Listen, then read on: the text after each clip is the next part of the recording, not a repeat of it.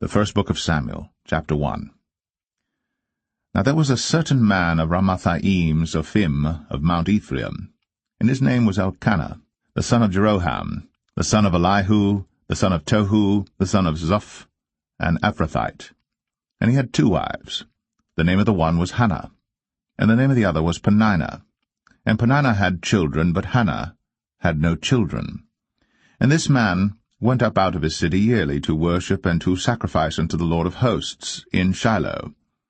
And the 2 sons of Eli, Hophni and Phinehas, the priests of the Lord, were there. And when the time was that Elkanah offered, he gave to Peninnah his wife and to all her sons and her daughters portions. But unto Hannah he gave a worthy portion, for he loved Hannah. But the Lord had shut up her womb. And her adversary also provoked her sore, for to make her fret, because the Lord had shut up her womb. And as he did so year by year, when she went up to the house of the Lord, so she provoked her. Therefore she wept, and did not eat. Then said Elkanah her husband to her, Hannah, why weepest thou? And why eatest thou not? And why is thy heart grieved? Am not I better to thee than 10 sons? So Hannah rose up after they had eaten in Shiloh, and after they had drunk. Now Eli the priest sat upon a seat by a post of the temple of the Lord. And she was in bitterness of soul, and prayed unto the Lord, and wept sore. And she vowed a vow, and said, O Lord of hosts, if thou wilt indeed look on the affliction of thine handmaid, and remember me, and not forget thine handmaid, but wilt give unto thine handmaid a man-child, then I will give him unto the Lord all the days of his life, and there shall no razor come upon his head. And it came to pass, as she continued praying before the Lord, that Eli marked her mouth. Now Hannah, she spake in her heart, only her lips moved, but her voice was not heard. Therefore Eli thought she had been drunken. And Eli said unto her, How long wilt thou be drunken? Put away thy wine from thee. And Hannah answered and said, No, my lord, I am a woman of a sorrowful spirit. I have drunk neither wine nor strong drink, but have poured out my soul before the Lord. Count not thine handmaid for a daughter of Belial, for out of the abundance of my complaint and grief have I spoken hitherto. Then Eli answered and said, Go in peace, and the God of Israel grant thee thy petition that thou hast asked of him. And she said, Let thine handmaid find grace in thy sight. So the woman went her way, and did eat, and her countenance was no more sad.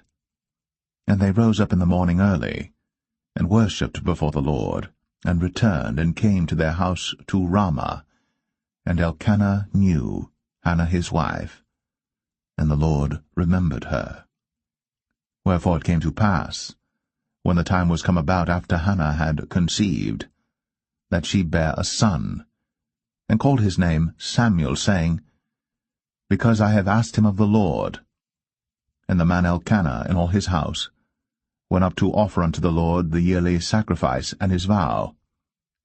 But Hannah went not up. For she said unto her husband, I will not go up until the child be weaned, and then I will bring him, that he may appear before the Lord, and there abide for ever. And Elkanah her husband said unto her, Do what seemeth thee good. Tarry until thou have weaned him. Only the Lord establish his word. So the woman abode, and gave her son suck, until she weaned him. And when she had weaned him, she took him up with her, with 3 bullocks, and 1 ephah of flour, and a bottle of wine, and brought him unto the house of the Lord in Shiloh. And the child was young. And they slew a bullock, and brought the child to Eli.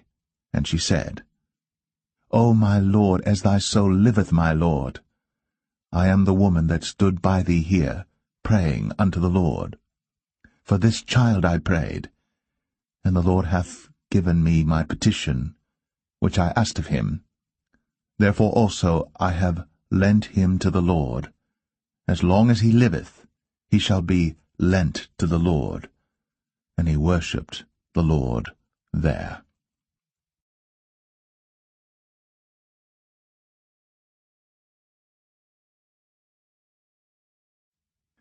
1 Samuel chapter 2. And Hannah prayed and said, My heart rejoiceth in the Lord. Mine horn is exalted in the Lord. My mouth is enlarged over mine enemies, because I rejoice in thy salvation. There is none holy as the Lord, for there is none beside thee. Neither is there any rock like our God. Talk no more so exceeding proudly. Let not arrogancy come out of your mouth. For the Lord is a God of knowledge, and by him actions are weighed. The bows of the mighty men are broken, and they that stumbled are girded with strength. They that were full have hired out themselves for bread, and they that were hungry ceased, so that the barren hath borne 7, and she that hath many children is waxed feeble. The Lord killeth, and maketh alive. He bringeth down to the grave, and bringeth up. The Lord maketh poor, and maketh rich. He bringeth low, and lifteth up. He raiseth up the poor out of the dust, and lifteth up the beggar from the dunghill, to set them among princes, and to make them inherit the throne of glory. For the pillars of the earth are the Lord's, and he hath set the world upon them. He will keep the feet of his saints, and the wicked shall be silent in darkness, for by strength shall no man prevail. The adversaries of the Lord shall be broken to pieces. Out of heaven shall he thunder upon them. The Lord shall judge the ends of the earth, and he shall give strength unto his king, and exalt the horn of his anointed. And Elkanah went to Ramah to his house, and the child did minister unto the Lord before Eli the priest. Now the sons of Eli were sons of Belial. They knew not the Lord. And the priest's custom with the people was, that when any man offered sacrifice, the priest's servant came, while the flesh was in seething, with a flesh hook of 3 teeth in his hand, and he struck it into the pan or kettle or cauldron or pot. All that the flesh hook brought up, the priest took for himself. So they did in Shiloh unto all the Israelites that came thither. Also before they burnt the fat, the priest's servant came and said to the man that sacrificed, Give flesh to roast for the priest, for he will not have sodden flesh of thee, but raw. And if any man said unto him, Let them not fail to burn the fat presently, and then take as much as thy soul desireth, then he would answer him, Nay, but thou shalt give it me now, and if not, I will take it by force. Wherefore the sin of the young men was very great before the Lord, for men abhorred the offering of the Lord. But Samuel ministered before the Lord, being a child, girded with a linen ephod. Moreover, his mother made him a little coat, and brought it to him from year to year, when she came up with her husband to offer the yearly sacrifice. And Eli blessed Elkanah and his wife, and said, The Lord give thee seed of this woman for the loan which is lent to the Lord. And they went unto their own home. And the Lord visited Hannah, so that she conceived, and bare 3 sons and 2 daughters. And the child Samuel grew before the Lord. Now Eli was very old, and heard all that his sons did unto all Israel, and how they lay with the women that assembled at the door of the tabernacle of the congregation. And he said unto them, Why do ye such things? For I hear of your evil dealings by all this people. Nay, my sons, for it is no good report that I hear. Ye make the Lord's people to transgress. If one man sin against another, the judge shall judge him. But if a man sin against the Lord, who shall entreat for him? Notwithstanding, they hearken not unto the voice of their father. because the Lord would slay them. And the child Samuel grew on, and was in favor both with the Lord and also with men. And there came a man of God unto Eli, and said unto him, Thus saith the Lord, Did I plainly appear unto the house of thy father, when they were in Egypt in Pharaoh's house? And did I choose him out of all the tribes of Israel to be my priest, to offer upon mine altar, to burn incense, to wear an ephod before me? And did I give unto the house of thy father all the offerings made by fire of the children of Israel? Wherefore kick ye at my sacrifice and at mine offering, which I have commanded in my habitation, and honourest thy sons above me, to make yourselves fat with the chiefest of all the offerings of Israel my people? Wherefore, the Lord God of Israel saith, I said indeed that thy house, and the house of thy father, should walk before me for ever. But now the Lord saith, Be it far from me, for them that honour me I will honour, and they that despise me shall be lightly esteemed. Behold, the days come, that I will cut off thine arm, and the arm of thy father's house, that there shall not be an old man in thine house. And thou shalt see an enemy in my habitation, in all the wealth which God shall give Israel. And there shall not be an old man in thine house for ever. And the man of thine whom I shall not cut off from mine altar shall be to consume thine eyes and to grieve thine heart, and all the increase of thine house shall die in the flower of their age. And this shall be a sign unto thee, that shall come upon thy 2 sons, on Hophni and Phinehas, in one day. They shall die, both of them. And I will raise me up a faithful priest, that shall do according to that which is in mine heart and in my mind. And I will build him a sure house, and he shall walk before mine anointed for ever. And it shall come to pass, that every one that is left in thine house shall come and crouch to him for a piece of silver and a morsel of bread, and shall say, Put me, I pray thee, into one of the priest's offices, that I may eat a piece of bread.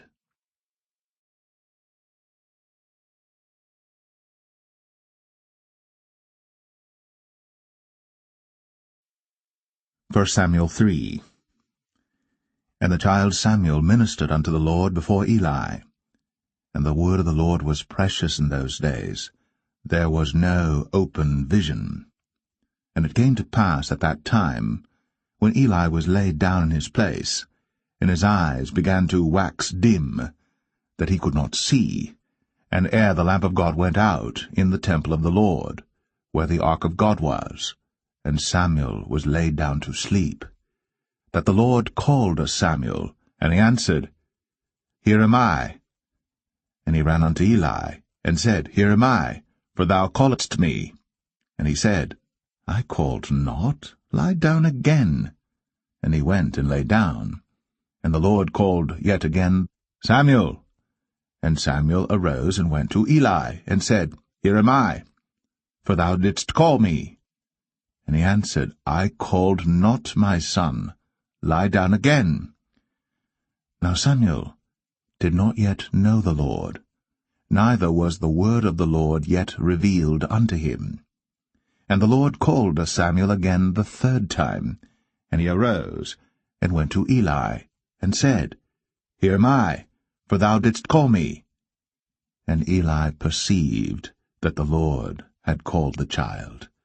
Therefore Eli said unto Samuel, Go, lie down, and it shall be, if he call thee, that thou shalt say, Speak, Lord, for thy servant heareth. So Samuel went, and lay down in his place. And the Lord came, and stood, and called, as at other times, Samuel, Samuel. Then Samuel answered, Speak, for thy servant heareth. And the Lord said to Samuel, Behold, I will do a thing in Israel, at which both the ears of every one that heareth it shall tingle. In that day I will perform against Eli all things which I have spoken concerning his house. When I begin, I will also make an end. For I have told him that I will judge his house for ever for the iniquity which he knoweth, because his sons made themselves vile, and he restrained them not. And therefore I have sworn unto the house of Eli, that the iniquity of Eli's house shall not be purged with sacrifice nor offering for ever. And Samuel lay until the morning, and opened the doors of the house of the Lord. And Samuel feared to show Eli the vision. Then Eli called Samuel, and said, Samuel, my son. And he answered, Here am I. And he said, What is the thing that the Lord hath said unto thee? I pray thee, hide it not from me. God do so to thee, and more also, if thou hide anything from me of all the things that he said unto thee. And Samuel told him every whit, and hid nothing from him. And he said, It is the Lord. Let him do what seemeth him good. And Samuel grew, and the Lord was with him, and did let none of his words fall to the ground. And all Israel from Dan even to Beersheba knew that Samuel was established to be a prophet of the Lord. And the Lord appeared again in Shiloh. For the Lord revealed himself to Samuel in Shiloh by the word of the Lord.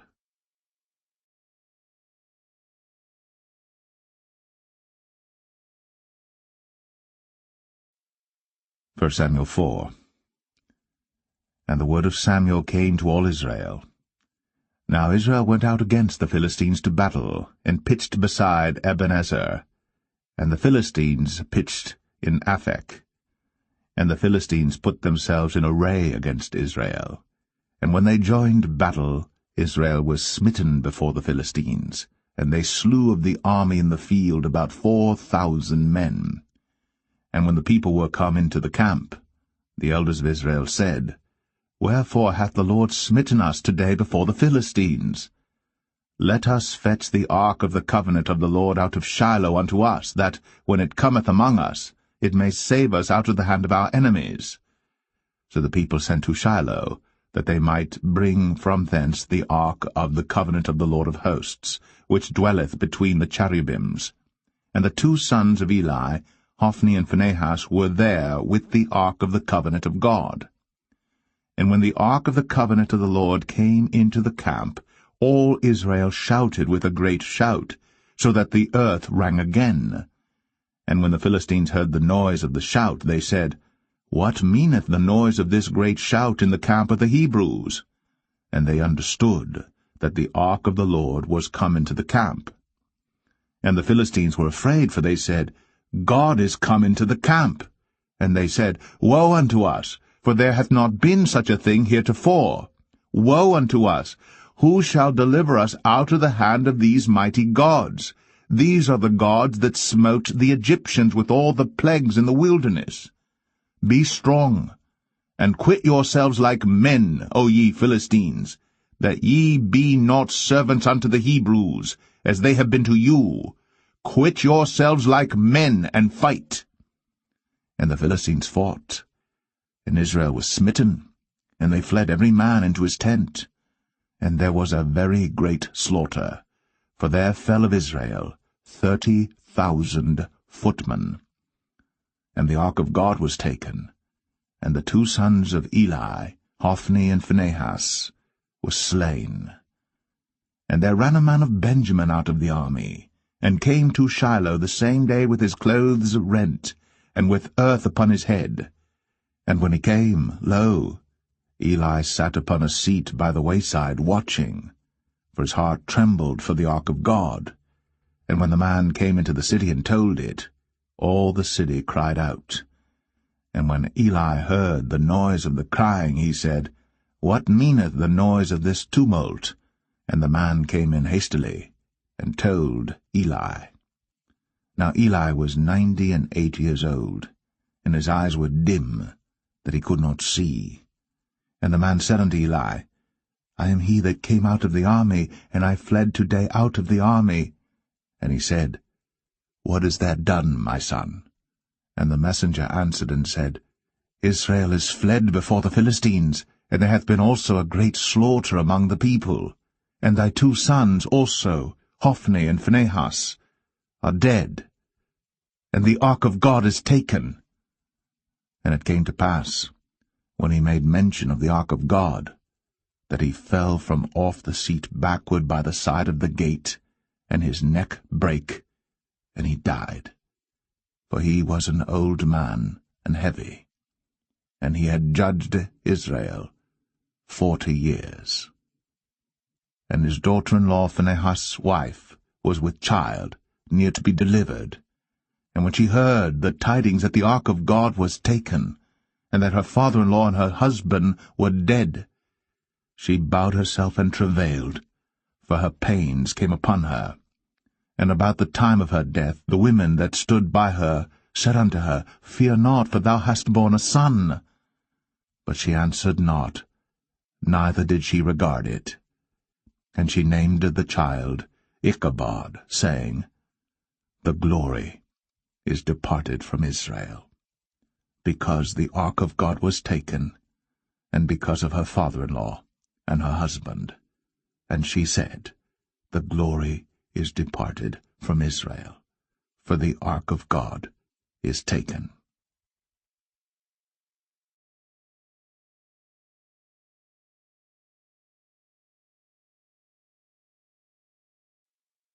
First Samuel 5.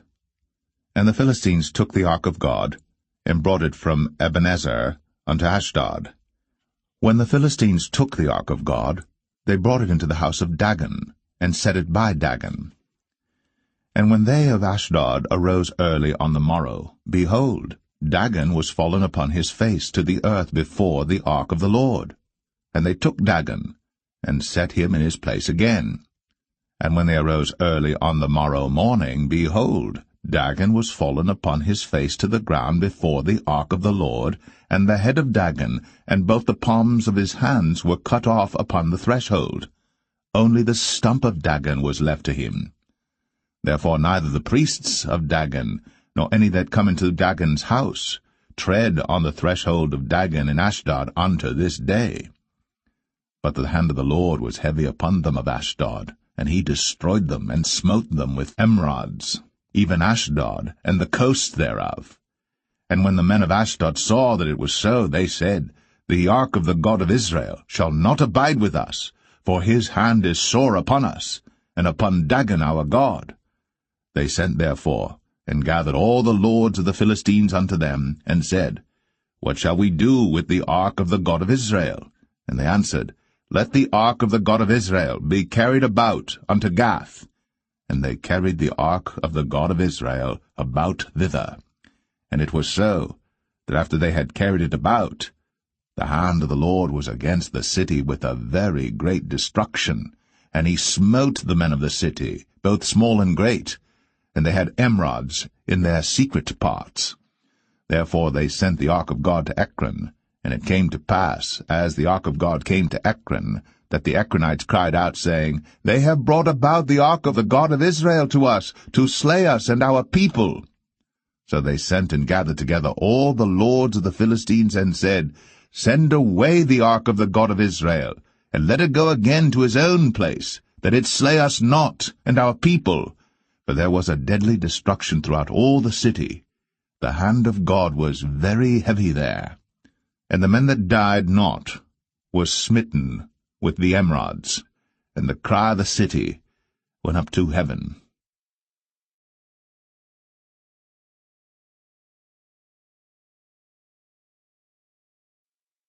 First Samuel 6.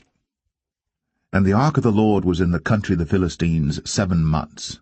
And the Philistines called for the priests and the diviners, saying, What shall we do to the ark of the Lord? Tell us wherewith we shall send it to his place.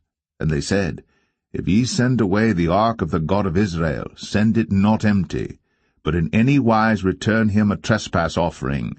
Then ye shall be healed, and it shall be known to you why his hand is not removed from you. Then said they, What shall be the trespass offering which we shall return to him? They answered, 5 golden emerods, and 5 golden mice, according to the number of the lords of the Philistines. For one plague was on you all, and on your lords. Wherefore ye shall make images of your emerods, and images of your mice that mar the land, and ye shall give glory unto the God of Israel. Peradventure he will lighten his hand from off you, and from off your gods, and from off your land. Wherefore then do ye harden your hearts, as the Egyptians and Pharaoh hardened their hearts, when he had wrought wonderfully among them? Did they not let the people go, and they departed? Now therefore make a new cart, and take 2 milch kine, on which there hath come no yoke, and tie the kine to the cart, and bring their calves home from them. And take the ark of the Lord, and lay it upon the cart, and put the jewels of gold, which ye return him for a trespass offering, in a coffer by the side thereof, and send it away, that it may go. And see, if it goeth up by the way of his own coast, to Bethshemesh, then he hath done us this great evil. But if not, then we shall know that it is not his hand that smote us. It was a chance that happened to us. And the men did so, and took 2 milch kine, and tied them to the cart, and shut up their calves at home. And they laid the ark of the Lord upon the cart, and the coffer with the mice of gold, and the images of their emerods. And the kine took the straight way to the way of Bethshemesh, and went along the highway, lowing as they went, and turned not aside to the right hand or to the left. And the lords of the Philistines went after them unto the border of Bethshemesh. And they of Bethshemesh were reaping their wheat harvest in the valley. And they lifted up their eyes, and saw the ark, and rejoiced to see it. And the cart came into the field of Joshua, a Bethshemite, and stood there, where there was a great stone. And they clave the wood of the cart, and offered the kine a burnt offering unto the Lord. And the Levites took down the ark of the Lord, and the coffer that was with it, wherein the jewels of gold were, and put them on the great stone. And the men of Bethshemesh offered burnt offerings, and sacrificed sacrifices the same day unto the Lord. And when the 5 lords of the Philistines had seen it, they returned to Ekron the same day. And these are the golden emerods, which the Philistines returned for a trespass offering unto the Lord: for Ashdod 1, for Gaza 1, for Ashkelon 1, for Gath 1, for Ekron 1. And the golden mice, according to the number of all the cities of the Philistines, belonging to the 5 lords, both of fenced cities and of country villages, even unto the great stone of Abel, whereon they set down the ark of the Lord, which stone remaineth unto this day in the field of Joshua the Bethshemite. And he smote the men of Bethshemesh, because they had looked into the ark of the Lord. Even he smote of the people 50,060 men. And the people lamented, because the Lord had smitten many of the people with a great slaughter. And the men of Bethshemesh said, Who is able to stand before this holy Lord God? And to whom shall he go up from us? And they sent messengers to the inhabitants of Kirjath-jearim, saying, The Philistines have brought again the ark of the Lord. Come ye down, and fetch it up to you.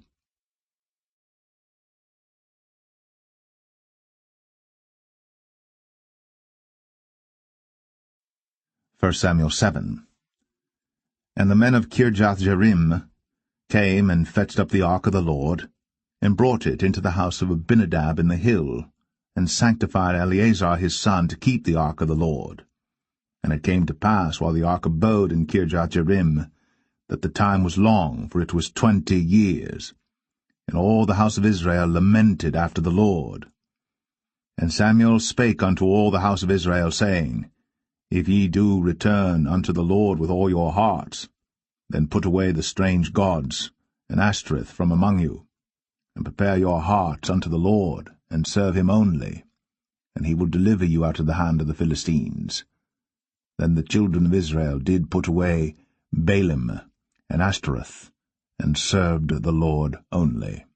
And Samuel said, Gather all Israel to Mizpeh, and I will pray for you unto the Lord. And they gathered together to Mizpeh, and drew water, and poured it out before the Lord, and fasted on that day, and said there, "We have sinned against the Lord." And Samuel judged the children of Israel in Mizpeh. And when the Philistines heard that the children of Israel were gathered together to Mizpeh, the lords of the Philistines went up against Israel. And when the children of Israel heard it, they were afraid of the Philistines.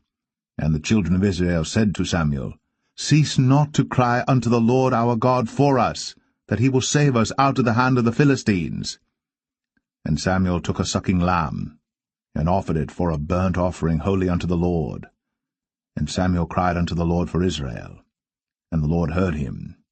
And as Samuel was offering up the burnt offering, the Philistines drew near to battle against Israel.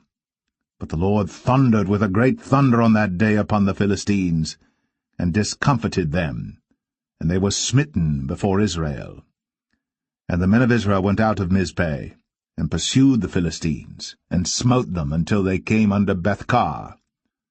Then Samuel took a stone, and set it between Mizpeh and Shen, and called the name of it Ebenezer, saying, Hitherto hath the Lord helped us. So the Philistines were subdued, and they came no more into the coast of Israel. And the hand of the Lord was against the Philistines all the days of Samuel. And the cities which the Philistines had taken from Israel were restored to Israel, from Ekron even unto Gath. And the coasts thereof did Israel deliver out of the hands of the Philistines. And there was peace between Israel and the Amorites. And Samuel judged Israel all the days of his life. And he went from year to year in circuit to Bethel, and Gilgal, and Mizpeh, and judged Israel in all those places. And his return was to Ramah, for there was his house, and there he judged Israel, and there he built an altar unto the Lord.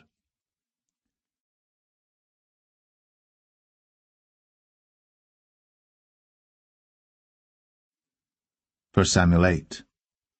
And it came to pass, when Samuel was old, that he made his sons judges over Israel. Now the name of his firstborn was Joel, and the name of his second Abiah. They were judges in Beersheba. And his sons walked not in his ways, but turned aside after lucre, and took bribes, and perverted judgment. And all the elders of Israel gathered themselves together, and came to Samuel unto Ramah, and said unto him, Behold, thou art old, and thy sons walk not in thy ways. Now make us a king to judge us like all the nations. But the thing displeased Samuel, when they said, Give us a king to judge us. And Samuel prayed unto the Lord. And the Lord said unto Samuel, Hearken unto the voice of the people, in all that they say unto thee. For they have not rejected thee, but they have rejected me, that I should not reign over them. According to all the works which they have done since the day that I brought them up out of Egypt, even unto this day, wherewith they have forsaken me, and served other gods, so do they also unto thee. Now therefore hearken unto their voice, howbeit yet protest solemnly unto them, and show them the manner of the king that shall reign over them. And Samuel told all the words of the Lord unto the people that asked of him a king. And he said, This will be the manner of the king that shall reign over you. He will take your sons, and appoint them for himself, for his chariots, and to be his horsemen, and some shall run before his chariots. And he will appoint him captains over thousands, and captains over 50s, and will set them to ear his ground, and to reap his harvest, and to make his instruments of war, and instruments of his chariots. And he will take your daughters to be confectionaries, and to be cooks, and to be bakers. And he will take your fields, and your vineyards, and your oliveyards, even the best of them, and give them to his servants. And he will take the tenth of your seed, and of your vineyards, and give to his officers, and to his servants. And he will take your men-servants, and your maidservants, and your goodliest young men, and your asses, and put them to his work.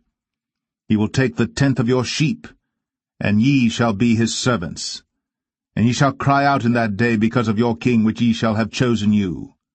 And the Lord will not hear you in that day. Nevertheless, the people refused to obey the voice of Samuel, and they said, Nay, but we will have a king over us, that we also may be like all the nations, and that our king may judge us, and go out before us, and fight our battles. And Samuel heard all the words of the people, and he rehearsed them in the ears of the Lord. And the Lord said to Samuel, Hearken unto their voice, and make them a king. And Samuel said unto the men of Israel, Go ye every man unto his city.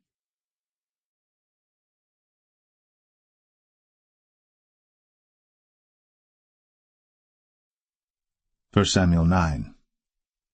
Now there was a man of Benjamin, whose name was Kish, the son of Abiel, the son of Zeror, the son of Bechorath, the son of Aphiah, a Benjamite, a mighty man of power.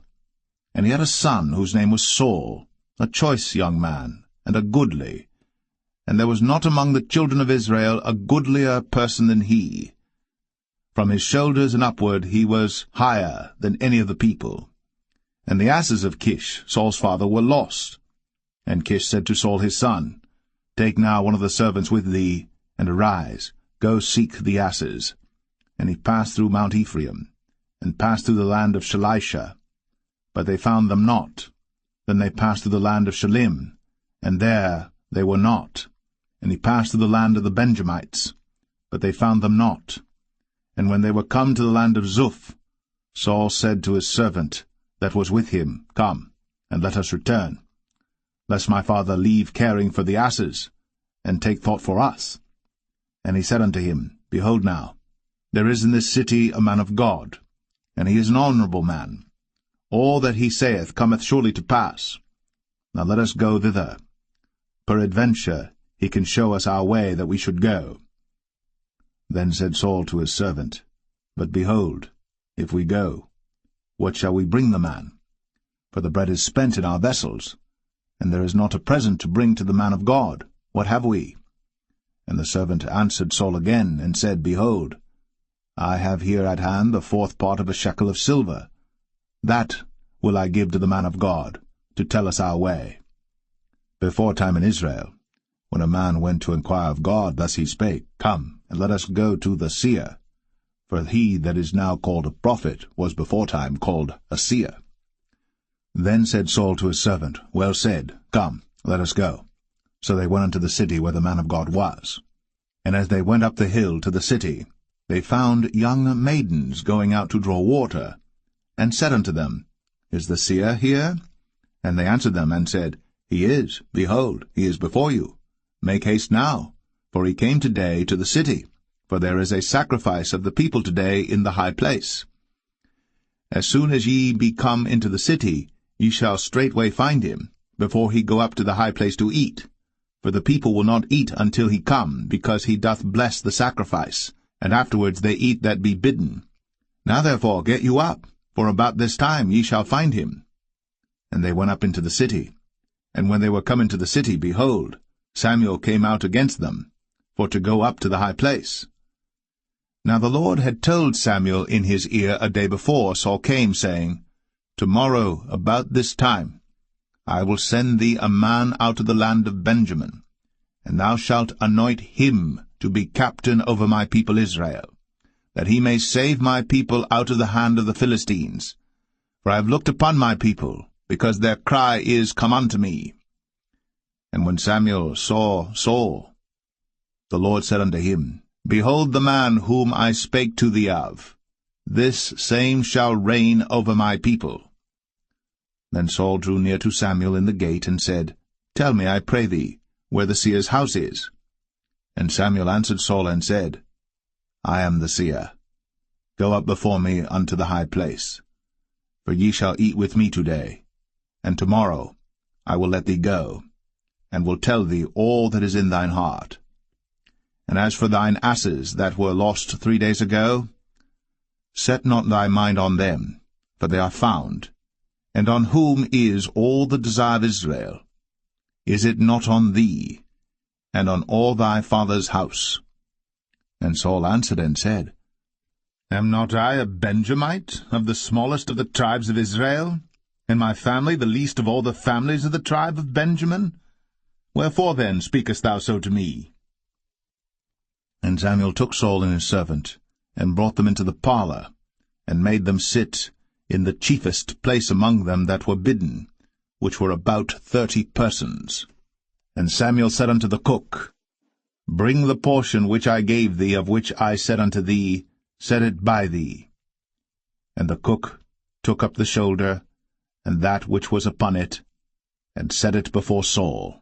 And Samuel said, Behold that which is left, set it before thee, and eat. For unto this time hath it been kept for thee, since I said, I have invited the people. So Saul did eat with Samuel that day. And when they were come down from the high place into the city, Samuel communed with Saul upon the top of the house. And they arose early.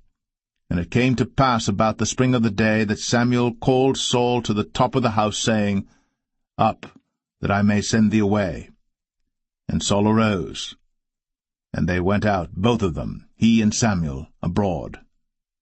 And as they were going down to the end of the city, Samuel said to Saul, Bid the servant pass on before us. And he passed on. But stand thou still a while, that I may show thee the word of God.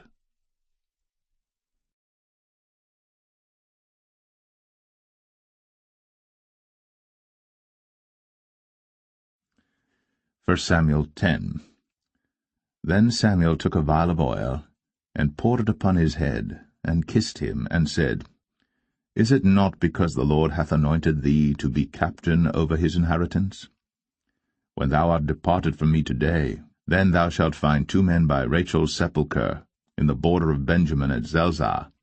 And they will say unto thee, The asses which thou wentest to seek are found, and lo, thy father hath left the care of the asses, and sorroweth for you, saying, What shall I do for my son? Then shalt thou go on forward from thence, and thou shalt come to the plain of Tabor. And there shall meet thee 3 men going up to God to Bethel, one carrying 3 kids, and another carrying 3 loaves of bread, and another carrying a bottle of wine. And they will salute thee, and give thee 2 loaves of bread, which thou shalt receive of their hands.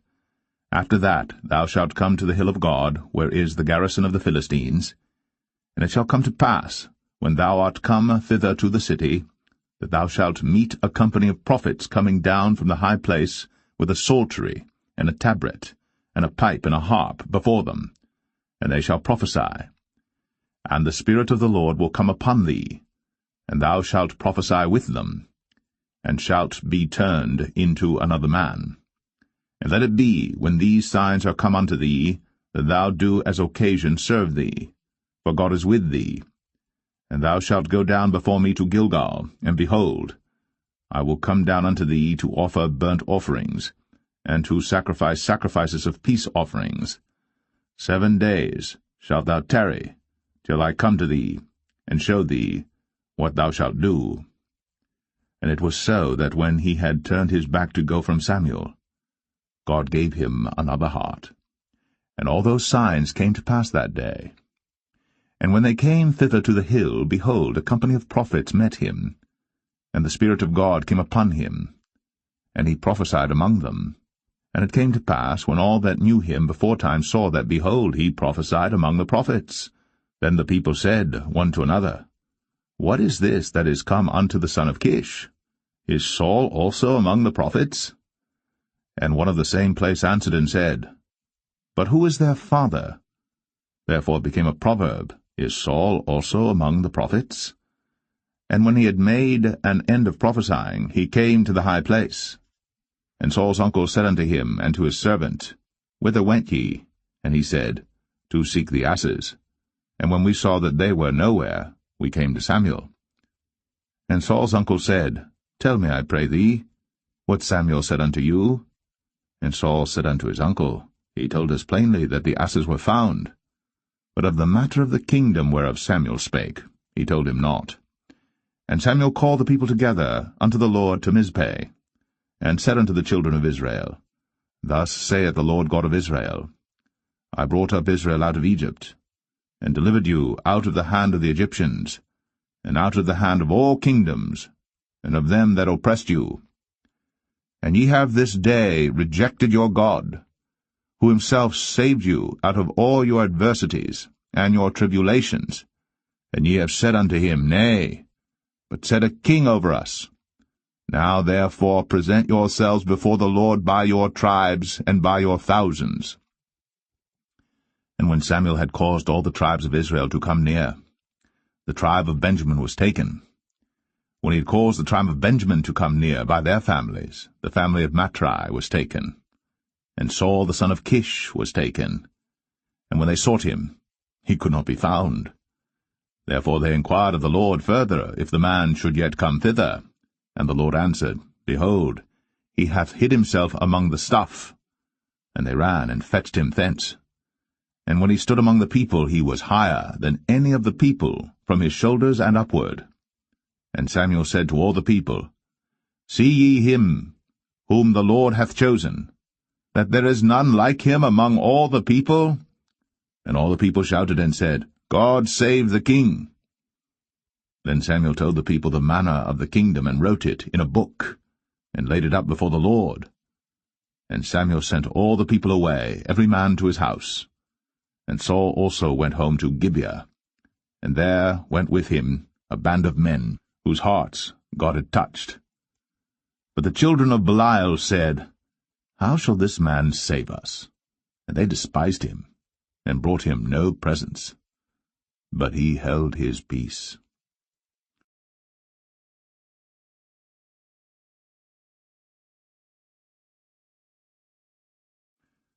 1 Samuel 11. Then Nahash the Ammonite came up, and encamped against Jabesh-Gilead. And all the men of Jabesh said unto Nahash, Make a covenant with us, and we will serve thee. And Nahash the Ammonite answered them, On this condition will I make a covenant with you, that I may thrust out all your right eyes, and lay it for a reproach upon all Israel. And the elders of Jabesh said unto him, Give us 7 days' respite, that we may send messengers unto all the coasts of Israel, and then, if there be no man to save us, we will come out to thee. Then came the messengers to Gibeah of Saul, and told the tidings in the ears of the people. And all the people lifted up their voices and wept. And behold, Saul came after the herd out of the field, and Saul said, What aileth the people that they weep? And they told him the tidings of the men of Jabesh. And the Spirit of God came upon Saul when he heard those tidings, and his anger was kindled greatly. And he took a yoke of oxen, and hewed them in pieces, and sent them throughout all the coast of Israel by the hands of messengers, saying, Whosoever cometh not forth after Saul and after Samuel, so shall it be done unto his oxen. And the fear of the Lord fell on the people, and they came out with one consent. And when he numbered them in Bezek, the children of Israel were 300,000, and the men of Judah 30,000. And they said unto the messengers that came, Thus shall ye say unto the men of Jabesh-Gilead, Tomorrow by that time the sun be hot, ye shall have help. And the messengers came and showed it to the men of Jabesh, and they were glad. Therefore the men of Jabesh said, Tomorrow we will come out unto you, and ye shall do with us all that seemeth good unto you. And it was so in the morrow, that Saul put the people in 3 companies, and they came into the midst of the host in the morning watch, and slew the Ammonites until the heat of the day. And it came to pass, that they which remained were scattered, so that 2 of them were not left together. And the people said unto Samuel, Who is he that said, Shall Saul reign over us? Bring the men, that we may put them to death. And Saul said, There shall not a man be put to death this day, for today the Lord hath wrought salvation in Israel. Then said Samuel to the people, Come, and let us go to Gilgal, and renew the kingdom there. And all the people went to Gilgal, and there they made Saul king before the Lord in Gilgal. And there they sacrificed sacrifices of peace offerings before the Lord. And there Saul and all the men of Israel rejoiced greatly.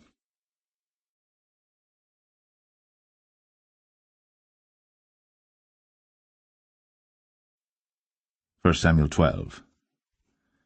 And Samuel said unto all Israel, Behold, I have hearkened unto your voice in all that ye said unto me, and have made a king over you. And now, behold, the king walketh before you, and I am old and grey-headed, and behold, my sons are with you. And I have walked before you from my childhood unto this day. Behold, here I am. Witness against me before the Lord and before his anointed, whose ox have I taken? Or whose ass have I taken? Or whom have I defrauded? Whom have I oppressed? Or of whose hand have I received any bribe to blind mine eyes therewith? And I will restore it you. And they said, Thou hast not defrauded us, nor oppressed us, neither hast thou taken aught of any man's hand. And he said unto them, The Lord is witness against you, and his anointed is witness this day, that ye have not found aught in my hand. And they answered, He is witness. And Samuel said unto the people, It is the Lord that advanced Moses and Aaron, and that brought your fathers up out of the land of Egypt. Now therefore stand still, that I may reason with you before the Lord of all the righteous acts of the Lord, which he did to you and to your fathers. When Jacob was come into Egypt, and your fathers cried unto the Lord, then the Lord sent Moses and Aaron, which brought forth your fathers out of Egypt, and made them dwell in this place. And when they forgat the Lord their God, he sold them into the hand of Sisera, captain of the host of Hazor, and into the hand of the Philistines, and into the hand of the king of Moab. And they fought against them. And they cried unto the Lord, and said, We have sinned, because we have forsaken the Lord, and have served Balaam and Ashtoreth. But now deliver us out of the hand of our enemies, and we will serve thee. And the Lord sent Jerubbaal, and Bedan, and Jephthah, and Samuel, and delivered you out of the hand of your enemies on every side, and ye dwelled safe. And when ye saw that Nahash the king of the children of Ammon came against you, ye said unto me, Nay, but a king shall reign over us, when the Lord your God was your king. Now therefore, behold, the king whom ye have chosen, and whom ye have desired, and behold, the Lord hath set a king over you. If ye will fear the Lord, and serve him, and obey his voice, and not rebel against the commandment of the Lord, then shall both ye and also the king that reigneth over you continue following the Lord your God. But if ye will not obey the voice of the Lord, but rebel against the commandment of the Lord, then shall the hand of the Lord be against you, as it was against your fathers. Now therefore stand and see this great thing which the Lord will do before your eyes. Is it not wheat harvest today? I will call unto the Lord, and he shall send thunder and rain, that ye may perceive and see that your wickedness is great, which ye have done in the sight of the Lord in asking you a king. So Samuel called unto the Lord, and the Lord sent thunder and rain that day. And all the people greatly feared the Lord and Samuel. And all the people said unto Samuel, Pray for thy servants unto the Lord thy God, that we die not. For we have added unto all our sins this evil, to ask us a king. And Samuel said unto the people, Fear not. Ye have done all this wickedness. Yet turn not aside from following the Lord, but serve the Lord with all your heart. And turn ye not aside, for then should ye go after vain things which cannot profit nor deliver, for they are vain. For the Lord will not forsake his people for his great name's sake, because it hath pleased the Lord to make you his people. Moreover, as for me, God forbid that I should sin against the Lord in ceasing to pray for you. But I will teach you the good and the right way. Only fear the Lord, and serve him in truth with all your heart. For consider how great things he hath done for you. But if ye shall still do wickedly, ye shall be consumed, both ye and your king.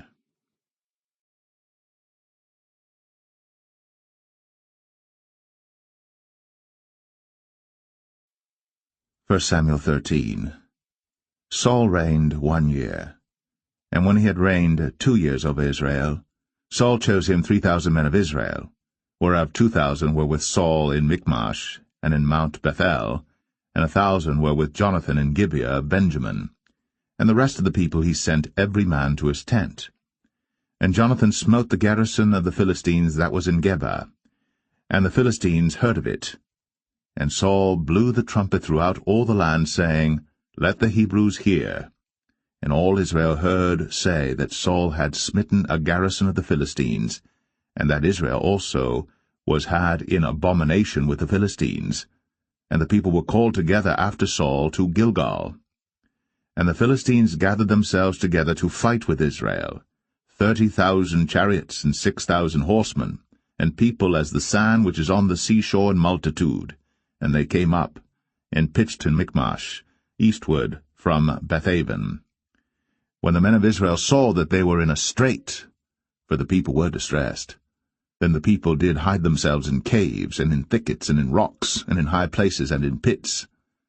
And some of the Hebrews went over Jordan to the land of Gad and Gilead. As for Saul, he was yet in Gilgal, and all the people followed him, trembling. And he tarried 7 days according to the set time that Samuel had appointed. But Samuel came not to Gilgal, and the people were scattered from him. And Saul said, Bring hither a burnt offering to me, and peace offerings. And he offered the burnt offering. And it came to pass that as soon as he had made an end of offering the burnt offering, behold, Samuel came. And Saul went out to meet him, that he might salute him. And Samuel said, What hast thou done? And Saul said, Because I saw that the people were scattered from me, and that thou camest not within the days appointed, and that the Philistines gathered themselves together at Michmash. Therefore said I, The Philistines will come down now upon me to Gilgal, and I have not made supplication unto the Lord. I forced myself therefore, and offered a burnt offering. And Samuel said to Saul, Thou hast done foolishly. Thou hast not kept the commandment of the Lord thy God, which he commanded thee. For now would the Lord have established thy kingdom upon Israel for ever. But now thy kingdom shall not continue. The Lord hath sought him a man after his own heart. And the Lord hath commanded him to be captain over his people, because thou hast not kept that which the Lord commanded thee. And Samuel arose, and gat him up from Gilgal unto Gibeah of Benjamin. And Saul numbered the people that were present with him about 600 men. And Saul and Jonathan his son, and the people that were present with him, abode in Gibeah of Benjamin. But the Philistines encamped in Michmash. And the spoilers came out of the camp of the Philistines in 3 companies. One company turned unto the way that leadeth to Ophrah, unto the land of Shual. And another company turned the way to Bethhoron, and another company turned to the way of the border that looketh to the valley of Zeboim, toward the wilderness. Now there was no smith found throughout all the land of Israel. For the Philistines said, Lest the Hebrews make them swords or spears. But all the Israelites went down to the Philistines to sharpen every man his share, and his coulter, and his axe, and his mattock. Yet they had a file for the mattocks, and for the coulters, and for the forks, and for the axes, and to sharpen the goads. So it came to pass in the day of battle that there was neither sword nor spear found in the hand of any of the people that were with Saul and Jonathan. But with Saul and with Jonathan his son was there found. And the garrison of the Philistines went out to the passage of Michmash.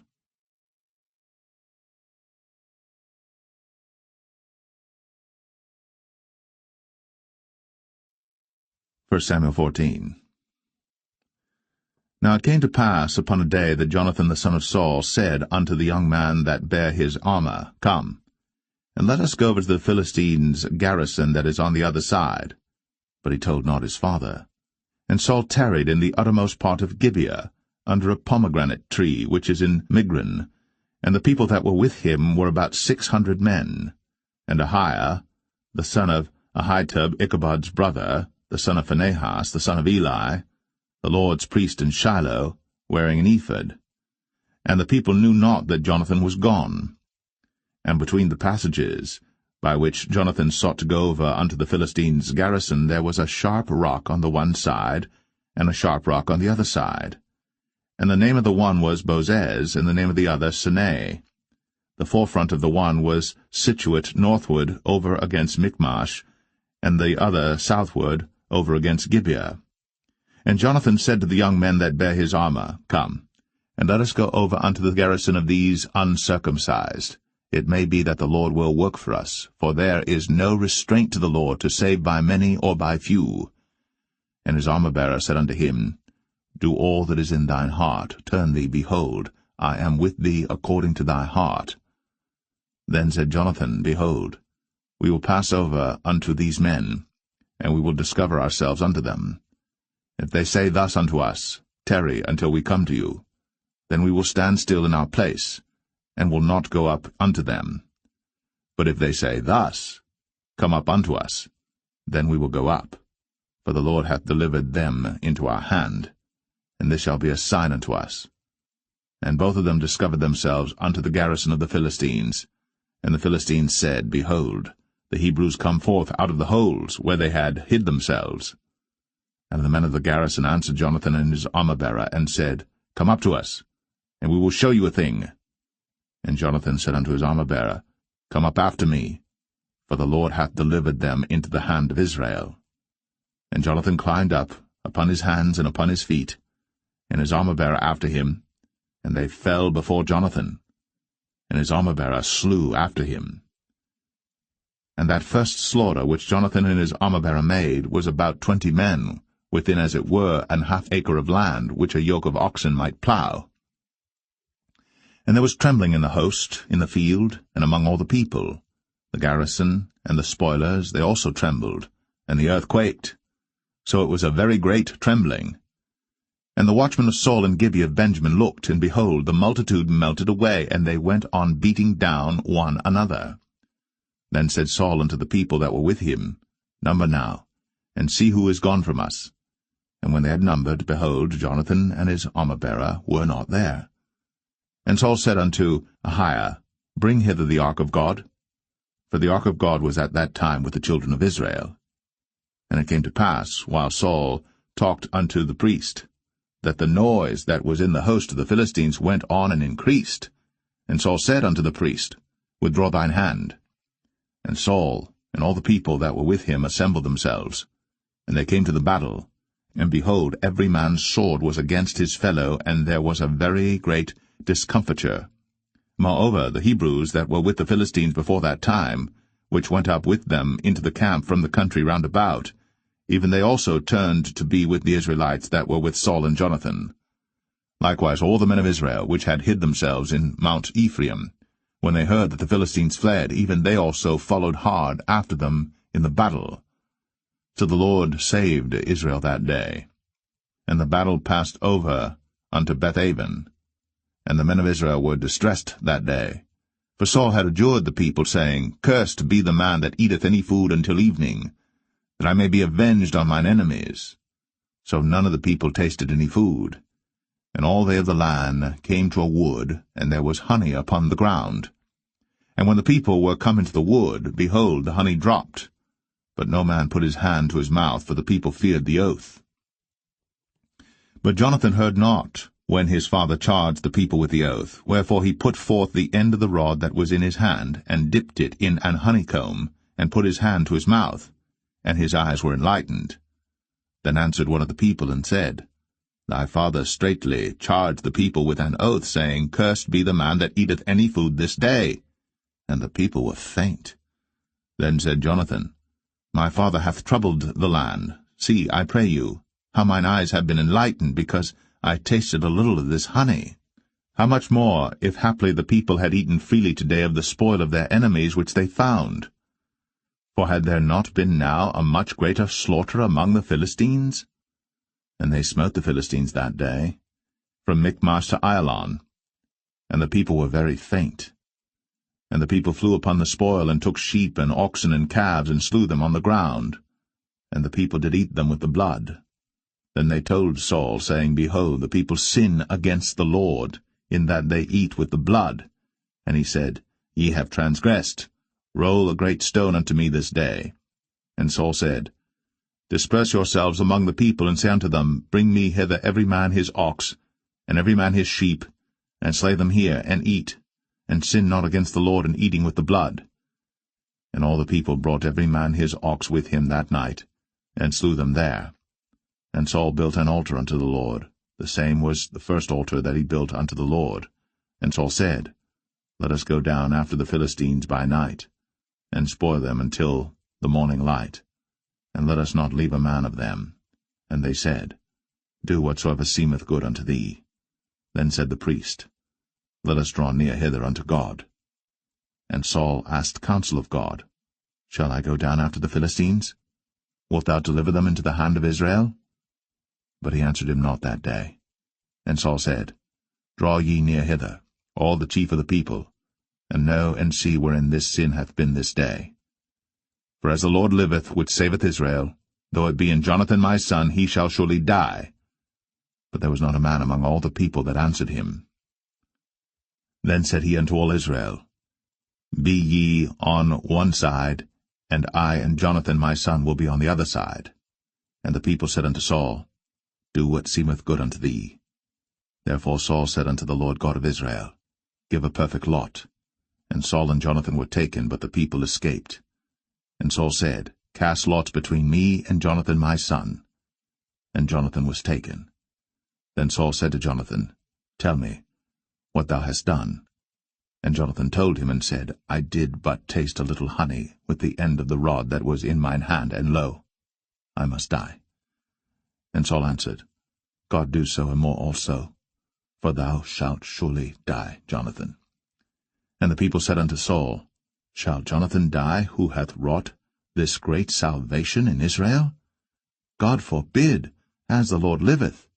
There shall not one hair of his head fall to the ground, for he hath wrought with God this day. So the people rescued Jonathan, that he died not. Then Saul went up from following the Philistines, and the Philistines went to their own place. So Saul took the kingdom over Israel, and fought against all his enemies on every side, against Moab, and against the children of Ammon, and against Edom, and against the kings of Zobah, and against the Philistines, and whithersoever he turned himself, he vexed them. And he gathered an host, and smote the Amalekites, and delivered Israel out of the hands of them that spoiled them. Now the sons of Saul were Jonathan and Ishuai, and Melch-Ishuai. And the names of his 2 daughters were these, the name of the firstborn Merab, and the name of the younger Michal. And the name of Saul's wife was Ahinoam, the daughter of Ahimaaz. And the name of the captain of his host was Abner, the son of Ner, Saul's uncle. And Kish was the father of Saul, and Ner, the father of Abner, was the son of Abiel. And there was sore war against the Philistines all the days of Saul. And when Saul saw any strong man or any valiant man, he took him unto him.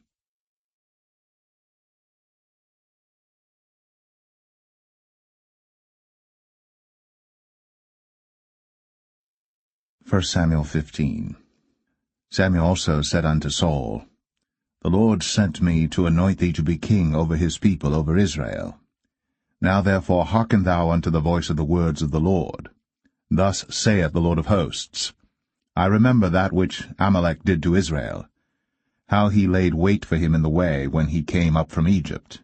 Now go, and smite Amalek, and utterly destroy all that they have, and spare them not, but slay both man and woman, infant and suckling, ox and sheep, camel and ass. And Saul gathered the people together, and numbered them in Telaim 200,000 footmen, and 10,000 men of Judah. And Saul came to a city of Amalek, and laid wait in the valley. And Saul said unto the Kenites, Go, depart, get you down from among the Amalekites, lest I destroy you with them. For ye showed kindness to all the children of Israel when they came up out of Egypt. So the Kenites departed from among the Amalekites. And Saul smote the Amalekites from Havilah until thou comest to Shur, that is over against Egypt. And he took Agag, the king of the Amalekites, alive, and utterly destroyed all the people with the edge of the sword. But Saul and the people spared Agag, and the best of the sheep, and of the oxen, and of the fatlings, and the lambs, and all that was good, and would not utterly destroy them. But everything that was vile and refuse, that they destroyed utterly. Then came the word of the Lord unto Samuel, saying, It repenteth me that I have set up Saul to be king.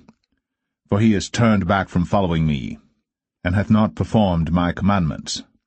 And it grieved Samuel, and he cried unto the Lord all night. And when Samuel rose early to meet Saul in the morning, it was told Samuel, saying, Saul came to Carmel, and behold, he set him up a place, and is gone about, and passed on, and gone down to Gilgal. And Samuel came to Saul, and Saul said unto him, Blessed be thou of the Lord, I have performed the commandment of the Lord. And Samuel said, What meaneth then this bleating of the sheep in mine ears, and the lowing of the oxen which I hear? And Saul said, They have brought them from the Amalekites, for the people spared the best of the sheep and of the oxen to sacrifice unto the Lord thy God, and the rest we have utterly destroyed. Then Samuel said unto Saul, Stay, and I will tell thee what the Lord hath said to me this night. And he said unto him, Say on. And Samuel said, When thou wast little in thine own sight, wast thou not made the head of the tribes of Israel? And the Lord anointed thee king over Israel? And the Lord sent thee on a journey, and said, Go, and utterly destroy the sinners, the Amalekites, and fight against them until they be consumed. Wherefore then didst thou not obey the voice of the Lord, but didst fly upon the spoil, and didst evil in the sight of the Lord? And Saul said unto Samuel, Yea, I have obeyed the voice of the Lord, and have gone the way which the Lord sent me, and have brought Agag, the king of Amalek, and have utterly destroyed the Amalekites. But the people took of the spoil sheep and oxen, the chief of the things which should have been utterly destroyed, to sacrifice unto the Lord thy God in Gilgal. And Samuel said, Hath the Lord as great delight in burnt offerings and sacrifices as in obeying the voice of the Lord? Behold, to obey is better than sacrifice, and to hearken than the fat of rams. For rebellion is as the sin of witchcraft, and stubbornness is as iniquity and idolatry. Because thou hast rejected the word of the Lord, he hath also rejected thee from being king.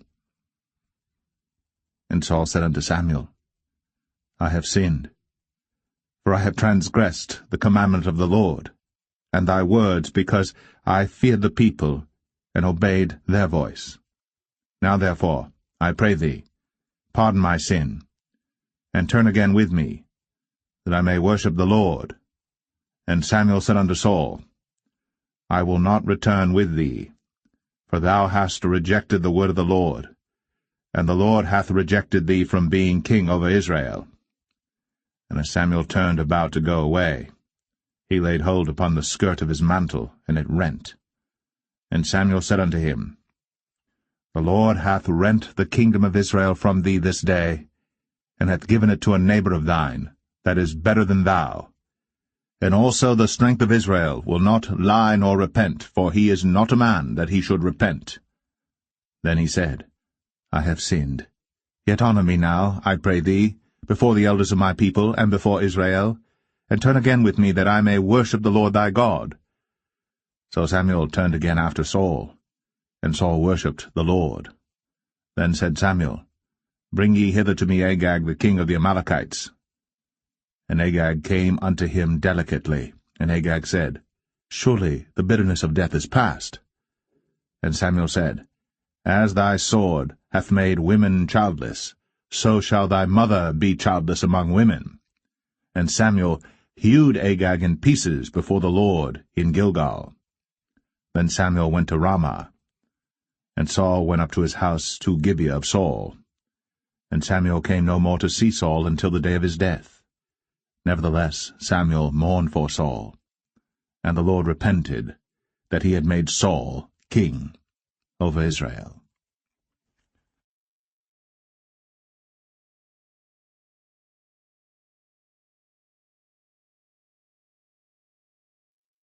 1 Samuel 16. And the Lord said unto Samuel, How long wilt thou mourn for Saul, seeing I have rejected him from reigning over Israel? Fill thine horn with oil, and go. I will send thee to Jesse the Bethlehemite, for I have provided me a king among his sons. And Samuel said, How can I go? If Saul hear it, he will kill me.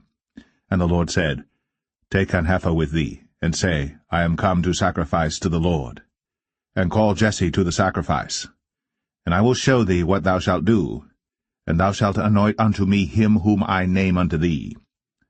And Samuel did that which the Lord spake, and came to Bethlehem. And the elders of the town trembled at his coming, and said, Comest thou peaceably? And he said, Peaceably. I am come to sacrifice unto the Lord. Sanctify yourselves, and come with me to the sacrifice. And he sanctified Jesse and his sons, and called them to the sacrifice. And it came to pass, when they were come, that he looked on Eliab, and said, Surely the Lord's anointed is before him. But the Lord said unto Samuel, Look not on his countenance, or on the height of his stature, because I have refused him. For the Lord seeth not as man seeth. For man looketh on the outward appearance, but the Lord looketh on the heart.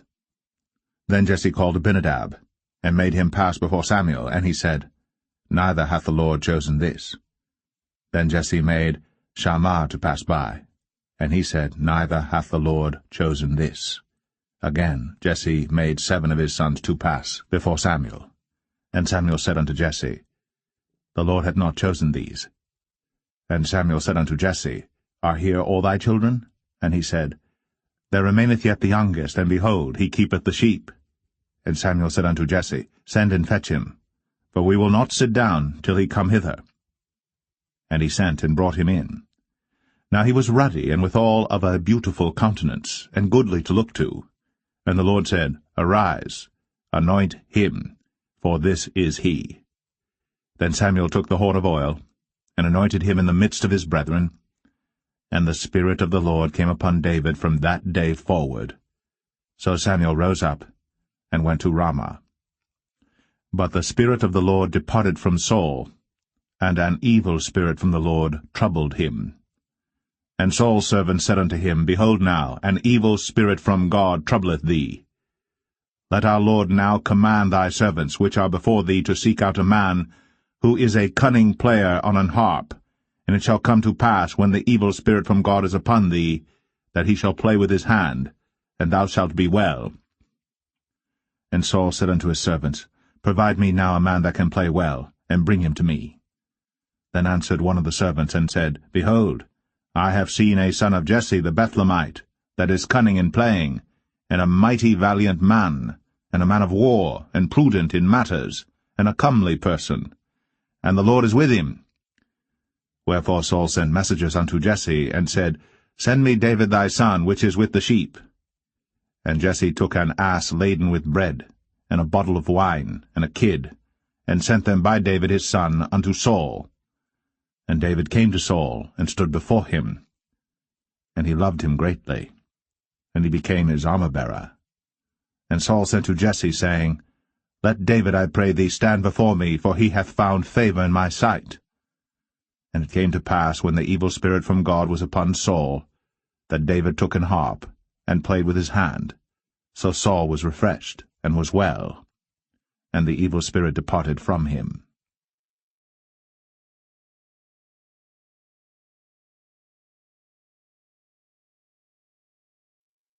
1 Samuel 17.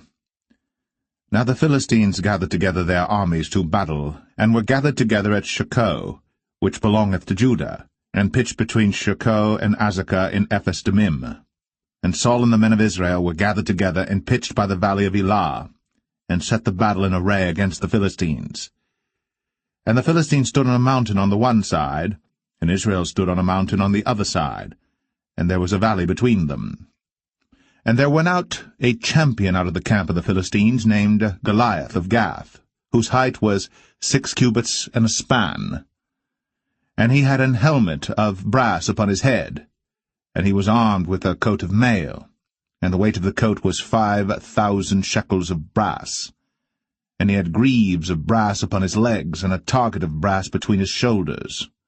And the staff of his spear was like a weaver's beam, and his spear's head weighed 600 shekels of iron, and one bearing a shield went before him. And he stood and cried unto the armies of Israel, and said unto them, Why are ye come out to set your battle in array? Am not I a Philistine, and ye servants to Saul? Choose you a man for you, and let him come down to me.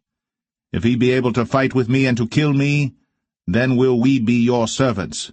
But if I prevail against him, and kill him, then shall ye be our servants, and serve us.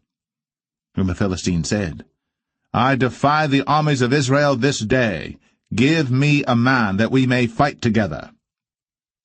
When Saul and all Israel heard those words of the Philistine, they were dismayed, and greatly afraid. Now David was the son of that Ephrathite of Bethlehem, Judah, whose name was Jesse, and he had 8 sons. And the man went among men for an old man in the days of Saul. And the 3 eldest sons of Jesse went and followed Saul to the battle. And the names of his 3 sons that went to the battle were Eliab the firstborn, and next unto him Abinadab, and the third Shammah. And David was the youngest, and the 3 eldest followed Saul. But David went and returned from Saul to feed his father's sheep at Bethlehem. And the Philistine drew near morning and evening, and presented himself 40 days. And Jesse said unto David his son, Take now for thy brethren an ephah of this parched corn, and these 10 loaves, and run to the camp to thy brethren. And carry these 10 cheeses unto the captain of their 1,000, and look how thy brethren fare, and take their pledge. Now Saul and they, and all the men of Israel, were in the valley of Elah, fighting with the Philistines. And David rose up early in the morning, and left the sheep with a keeper, and took and went, as Jesse had commanded him. And he came to the trench, as the host was going forth to the fight, and shouted for the battle. For Israel and the Philistines had put the battle in array, army against army. And David left his carriage in the hand of the keeper of the carriage, and ran into the army, and came and saluted his brethren. And as he talked with them, behold, there came up the champion, the Philistine of Gath, Goliath by name, out of the armies of the Philistines, and spake according to the same words, and David heard them. And all the men of Israel, when they saw the man, fled from him, and were sore afraid. And the men of Israel said, Have ye seen this man that is come up? Surely to defy Israel is he come up. And it shall be that the man who killeth him, the king will enrich him with great riches, and will give him his daughter, and make his father's house free in Israel. And David spake to the men that stood by him, saying, What shall be done to the man that killeth this Philistine, and taketh away the reproach from Israel? For who is this uncircumcised Philistine, that he should defy the armies of the living God? And the people answered him after this manner, saying, So shall it be done to the man that killeth him. And Eliab, his eldest brother, heard when he spake unto the men. And Eliab's anger was kindled against David, and he said, Why camest thou down hither? And with whom hast thou left those few sheep in the wilderness? I know thy pride, and the naughtiness of thine heart, for thou art come down that thou mightest see the battle. And David said, What have I now done? Is there not a cause? And he turned from him toward another, and spake after the same manner. And the people answered him again after the former manner. And when the words were heard which David spake, they rehearsed them before Saul. And he sent for him. And David said to Saul, Let no man's heart fail because of him. Thy servant will go and fight with this Philistine. And Saul said to David, Thou art not able to go against this Philistine to fight with him, for thou art but a youth, and he a man of war from his youth. And David said unto Saul, Thy servant kept his father's sheep, and there came a lion and a bear, and took a lamb out of the flock. And I went out after him, and smote him, and delivered it out of his mouth. And when he arose against me, I caught him by his beard, and smote him, and slew him. Thy servant slew both the lion and the bear, and this uncircumcised Philistine shall be as one of them, seeing he hath defied the armies of the living God. David said, moreover, The Lord that delivered me out of the paw of the lion, and out of the paw of the bear, he will deliver me out of the hand of this Philistine. And Saul said unto David, Go, and the Lord be with thee. And Saul armed David with his armor, and he put an helmet of brass upon his head. Also he armed him with a coat of mail. And David girded his sword upon his armor, and he essayed to go, for he had not proved it. And David said unto Saul, I cannot go with these, for I have not proved them. And David put them off him. And he took his staff in his hand, and chose him 5 smooth stones out of the brook, and put them in a shepherd's bag which he had, even in a scrip, and his sling was in his hand. And he drew near to the Philistine. And the Philistine came on and drew near unto David. And the man that bare the shield went before him. And when the Philistine looked about and saw David, he disdained him, for he was but a youth, and ruddy, and of a fair countenance. And the Philistine said unto David, Am I a dog that thou comest to me with staves? And the Philistine cursed David by his gods. And the Philistine said to David, Come to me, and I will give thy flesh unto the fowls of the air, and to the beasts of the field. Then said David to the Philistine, Thou comest to me with a sword, and with a spear, and with a shield. But I come to thee in the name of the Lord of hosts, the God of the armies of Israel, whom thou hast defied. This day will the Lord deliver thee into mine hand, and I will smite thee, and take thine head from thee. And I will give the carcasses of the host of the Philistines this day unto the fowls of the air, and to the wild beasts of the earth, that all the earth may know that there is a God in Israel. And all this assembly shall know that the Lord saveth not with sword and spear, for the battle is the Lord's, and he will give you into our hands. And it came to pass, when the Philistine arose, and came and drew nigh to meet David, that David hasted, and ran toward the army to meet the Philistine. And David put his hand in his bag, and took thence a stone, and slang it, and smote the Philistine in his forehead, that the stone sunk into his forehead, and he fell upon his face to the earth. So David prevailed over the Philistine with a sling and with a stone, and smote the Philistine, and slew him. But there was no sword in the hand of David. Therefore David ran, and stood upon the Philistine, and took his sword, and drew it out of the sheath thereof, and slew him, and cut off his head therewith.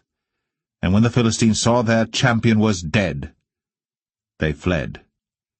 And the men of Israel and of Judah arose, and shouted, and pursued the Philistines until thou come to the valley, and to the gates of Ekron. And the wounded of the Philistines fell down by the way to Sharaim, even unto Gath and unto Ekron. And the children of Israel returned from chasing after the Philistines, and they spoiled their tents. And David took the head of the Philistine, and brought it to Jerusalem, but he put his armor in his tent. And when Saul saw David go forth against the Philistines, he said unto Abner, the captain of the host, Abner, whose son is this youth? And Abner said, As thy soul liveth, O king, I cannot tell. And the king said, Inquire thou whose son the stripling is. And as David returned from the slaughter of the Philistine, Abner took him, and brought him before Saul with the head of the Philistine in his hand. And Saul said to him, Whose son art thou, thou young man? And David answered, I am the son of thy servant Jesse, the Bethlehemite.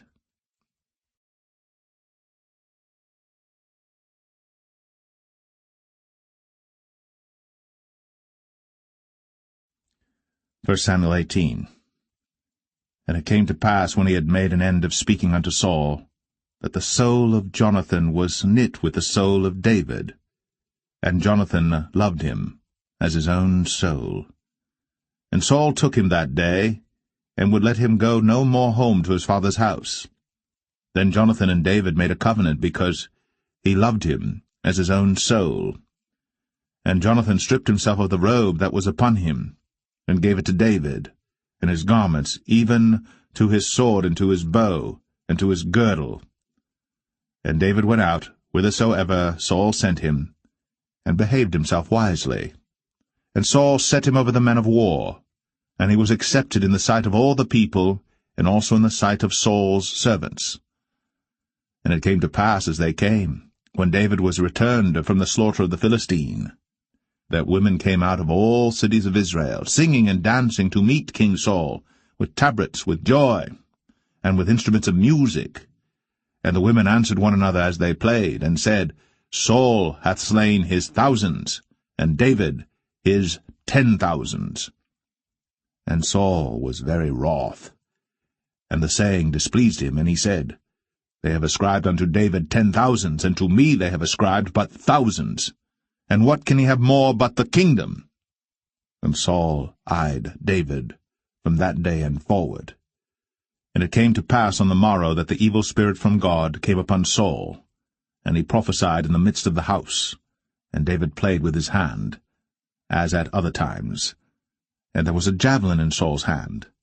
And Saul cast the javelin, for he said, "I will smite David even to the wall with it." And David avoided out of his presence twice. And Saul was afraid of David, because the Lord was with him, and was departed from Saul.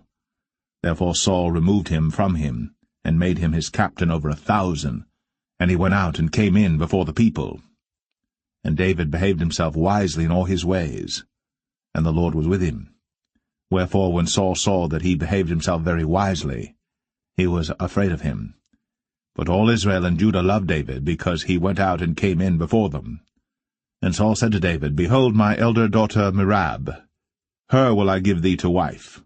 Only be thou valiant for me, and fight the Lord's battles." For Saul said, "Let not mine hand be upon him, but let the hand of the Philistines be upon him."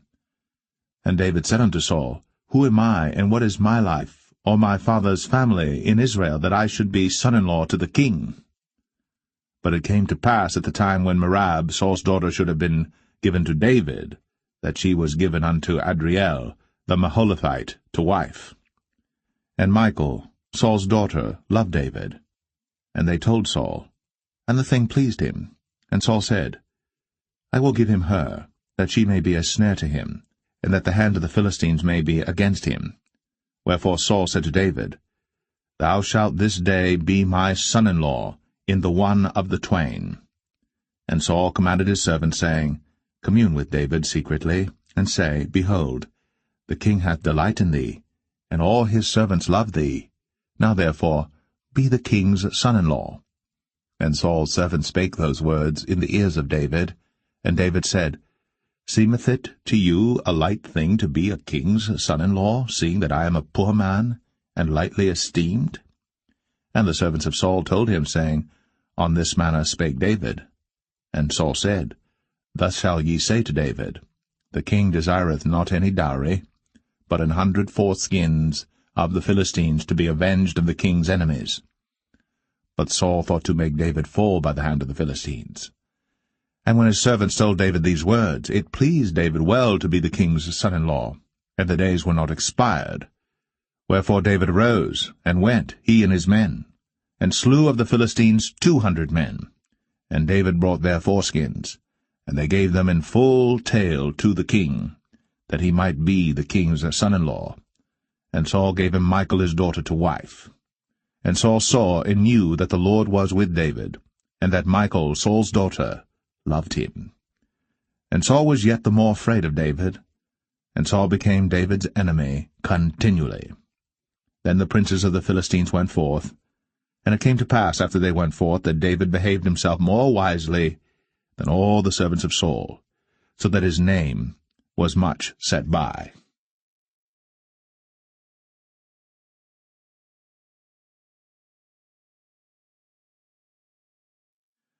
1 Samuel 19. And Saul spake to Jonathan his son, and to all his servants, that they should kill David. But Jonathan Saul's son delighted much in David. And Jonathan told David, saying, Saul my father seeketh to kill thee. Now therefore I pray thee, take heed to thyself until the morning, and abide in a secret place, and hide thyself. And I will go out and stand beside my father in the field where thou art, and I will commune with my father of thee, and what I see, that I will tell thee. And Jonathan spake good of David unto Saul his father, and said unto him, Let not the king sin against his servant, against David, because he hath not sinned against thee, and because his works have been to thee ward very good. For he did put his life in his hand, and slew the Philistine. And the Lord wrought a great salvation for all Israel. Thou sawest it, and didst rejoice. Wherefore then wilt thou sin against innocent blood, to slay David without a cause? And Saul hearkened unto the voice of Jonathan. And Saul sware, As the Lord liveth, he shall not be slain. And Jonathan called David. And Jonathan showed him all those things. And Jonathan brought David to Saul, and he was in his presence, as in times past. And there was war again, and David went out and fought with the Philistines, and slew them with a great slaughter, and they fled from him. And the evil spirit from the Lord was upon Saul, as he sat in his house with his javelin in his hand. And David played with his hand. And Saul sought to smite David even to the wall with the javelin, but he slipped away out of Saul's presence. And he smote the javelin to the wall, and David fled, and escaped that night. Saul also sent messengers unto David's house to watch him and to slay him in the morning. And Michal, David's wife, told him, saying, If thou save not thy life tonight, tomorrow thou shalt be slain. So Michal let David down through a window, and he went and fled, and escaped. And Michal took an image, and laid it in the bed, and put a pillow of goat's hair for his bolster, and covered it with a cloth. And when Saul sent messengers to take David, she said, He is sick. And Saul sent the messengers again to see David, saying, Bring him up to me in the bed, that I may slay him. And when the messengers were come in, behold, there was an image in the bed, with a pillow of goat's hair for his bolster. And Saul said unto Michal, Why hast thou deceived me so, and sent away mine enemy, that he is escaped? And Michal answered Saul, He said unto me, Let me go, why should I kill thee? So David fled, and escaped, and came to Samuel to Ramah, and told him all that Saul had done to him. And he and Samuel went, and dwelt in Naueth. And it was told Saul, saying, Behold, David is at Naueth in Ramah. And Saul sent messengers to take David. And when they saw the company of the prophets prophesying, and Samuel standing as appointed over them, the Spirit of God was upon the messengers of Saul, and they also prophesied. And when it was told Saul, he sent other messengers, and they prophesied likewise. And Saul sent messengers again the third time, and they prophesied also. Then went he also to Ramah, and came to a great well that is in Sechu.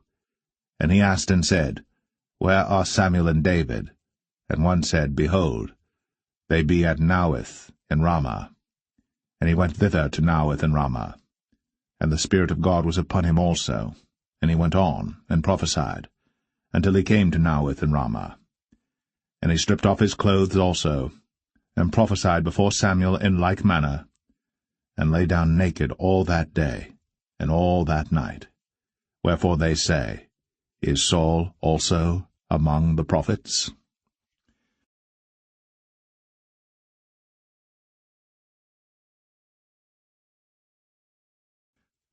1 Samuel 20.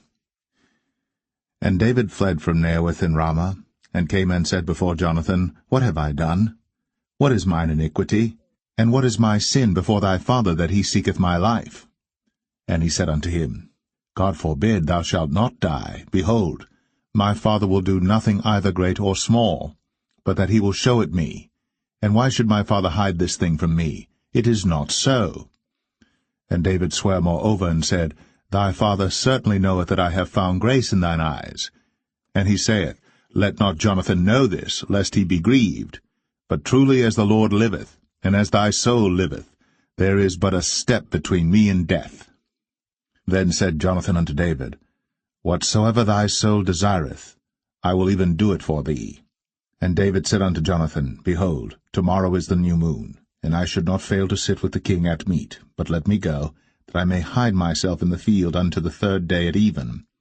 If thy father at all miss me, then say, David earnestly asked leave of me that he might run to Bethlehem his city, for there is a yearly sacrifice there for all the family. If he say thus, it is well, thy servant shall have peace. But if he be very wroth, then be sure that evil is determined by him. Therefore thou shalt deal kindly with thy servant, for thou hast brought thy servant into a covenant of the Lord with thee. Notwithstanding, if there be in me iniquity, slay me thyself. For why shouldest thou bring me to thy father? And Jonathan said, Far be it from thee, for if I knew certainly that evil were determined by my father to come upon thee, then would not I tell it thee? Then said David to Jonathan, Who shall tell me? Or what if thy father answer thee roughly? And Jonathan said unto David, Come, and let us go out into the field. And they went out, both of them, into the field.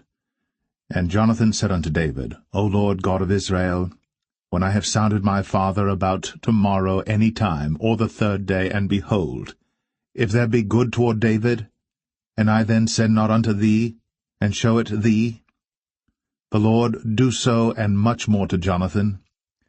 But if it please my father to do thee evil, then I will show it thee, and send thee away, that thou mayest go in peace, and the Lord be with thee, as he hath been with my father. And thou shalt not only while yet I live show me the kindness of the Lord, that I die not, but also thou shalt not cut off thy kindness from my house for ever, no, not when the Lord hath cut off the enemies of David every one from the face of the earth. So Jonathan made a covenant with the house of David, saying, Let the Lord even require it at the hand of David's enemies. And Jonathan caused David to swear again, because he loved him, for he loved him as he loved his own soul. Then Jonathan said to David, Tomorrow is the new moon, and thou shalt be missed, because thy seat will be empty. And when thou hast stayed 3 days, then thou shalt go down quickly, and come to the place where thou didst hide thyself when the business was in hand, and shalt remain by the stone Ezel. And I will shoot 3 arrows on the side thereof, as though I shot at a mark, and behold, I will send a lad, saying, Go, find out the arrows. If I expressly say unto the lad, Behold, the arrows are on this side of thee, take them, then come thou. For there is peace to thee, and no hurt, as the Lord liveth. But if I say thus unto the young man, Behold, the arrows are beyond thee, go thy way, for the Lord hath sent thee away. And as touching the matter which thou and I have spoken of, behold, the Lord be between thee and me for ever. So David hid himself in the field.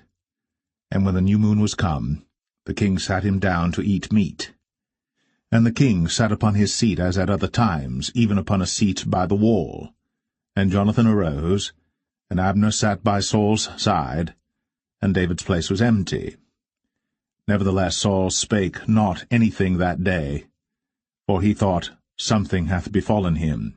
He is not clean. Surely he is not clean. And it came to pass on the morrow, which was the 2nd day of the month, that David's place was empty. And Saul said unto Jonathan his son, Wherefore cometh not the son of Jesse to meat, neither yesterday nor today?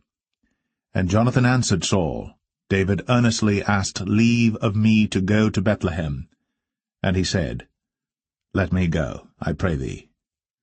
For our family hath a sacrifice in the city, and my brother, he hath commanded me to be there. And now, if I have found favor in thine eyes, let me get away, I pray thee, and see my brethren. Therefore he cometh not unto the king's table. Then Saul's anger was kindled against Jonathan. And he said unto him, Thou son of the perverse, rebellious woman, do not I know that thou hast chosen the son of Jesse to thine own confusion, and unto the confusion of thy mother's nakedness? For as long as the son of Jesse liveth upon the ground, thou shalt not be established, nor thy kingdom.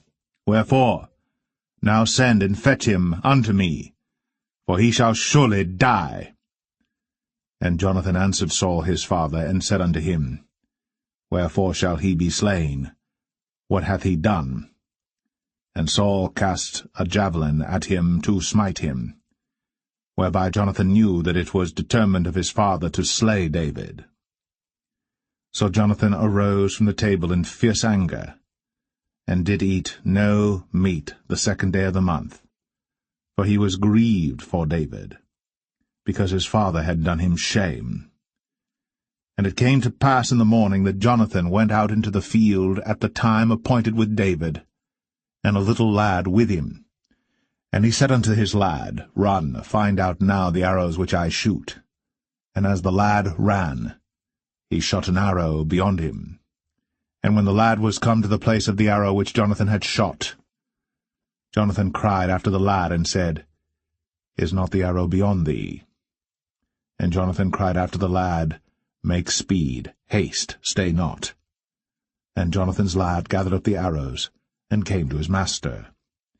But the lad knew not anything, only Jonathan and David knew the matter.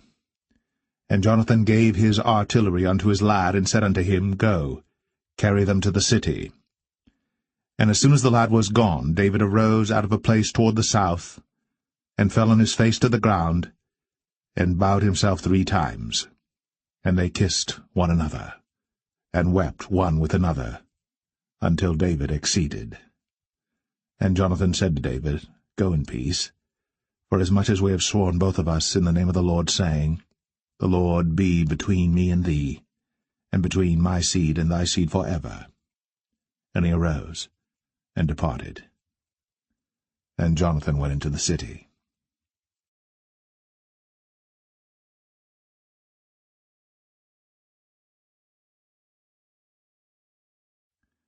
1 Samuel 21.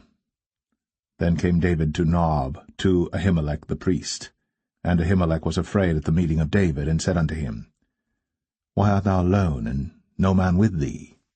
And David said unto Ahimelech the priest, The king hath commanded me a business, and hath said unto me, Let no man know anything of the business whereabout I send thee, and what I have commanded thee. And I have appointed my servants to such and such a place. Now therefore, what is under thine hand? Give me 5 loaves of bread in mine hand, or what there is present. And the priest answered David, and said, There is no common bread under mine hand, but there is hallowed bread, if the young men have kept themselves at least from women. And David answered the priest, and said unto him, Of a truth, women have been kept from us, about these 3 days, since I came out. And the vessels of the young men are holy, and the bread is in a manner common, yea, though it was sanctified this day in the vessel. So the priests gave him hallowed bread, for there was no bread there but the showbread, that was taken from before the Lord, to put hot bread in the day when it was taken away. Now a certain man of the servants of Saul was there that day, detained before the Lord, and his name was Doeg, an Edomite, the chiefest of the herdmen that belonged to Saul. And David said unto Ahimelech, And is there not here under thine hand spear or sword? For I have neither brought my sword nor my weapons with me, because the king's business required haste. And the priest said, The sword of Goliath the Philistine, whom thou slewest in the valley of Elah, behold, it is here, wrapped in a cloth behind the ephod. If thou wilt take that, take it, for there is no other save that here. And David said, There is none like that, give it me. And David arose, and fled that day for fear of Saul, and went to Achish, the king of Gath. And the servants of Achish said unto him, Is not this David the king of the land? Did they not sing one to another of him in dances, saying, Saul hath slain his thousands, and David his 10,000s? And David laid up these words in his heart, and was sore afraid of Achish, the king of Gath. And he changed his behavior before them, and feigned himself mad in their hands, and scrabbled on the doors of the gate, and let his spittle fall down upon his beard. Then said Achish unto his servants, Lo, ye see the man is mad. Wherefore then have ye brought him to me? Have I need of madmen, that ye have brought this fellow to play the madman in my presence? Shall this fellow come into my house?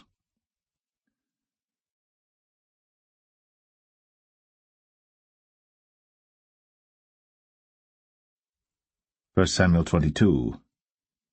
David therefore departed thence, and escaped to the cave Adullam. And when his brethren and all his father's house heard it, they went down thither to him.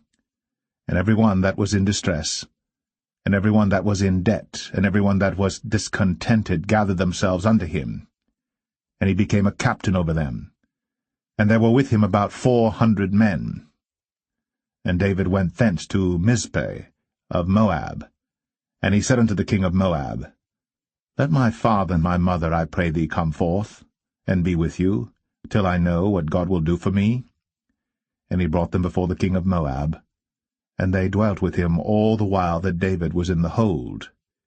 And the prophet Gad said unto David, Abide not in the hold, depart, and get thee into the land of Judah. Then David departed, and came into the forest of Hareth. When Saul heard that David was discovered, and the men that were with him, Now Saul abode in Gibeah under a tree in Ramah, having his spear in his hand, and all his servants were standing about him. Then Saul said unto his servants that stood about him, Hear now, ye Benjamites. Will the son of Jesse give every one of you fields and vineyards, and make you all captains of thousands and captains of hundreds, that all of you have conspired against me? And there is none that showeth me that my son hath made a league with the son of Jesse. And there is none of you that is sorry for me, or showeth unto me that my son hath stirred up my servant against me, to lie in wait, as at this day. Then answered Doeg the Edomite, which was set over the servants of Saul, and said, I saw the son of Jesse coming to Nob, to Ahimelech, the son of Ahitub. And he inquired of the Lord for him, and gave him victuals, and gave him the sword of Goliath the Philistine.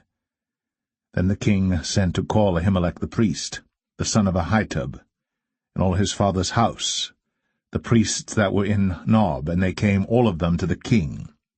And Saul said, Hear now, thou son of Ahitub. And he answered, Here I am, my lord.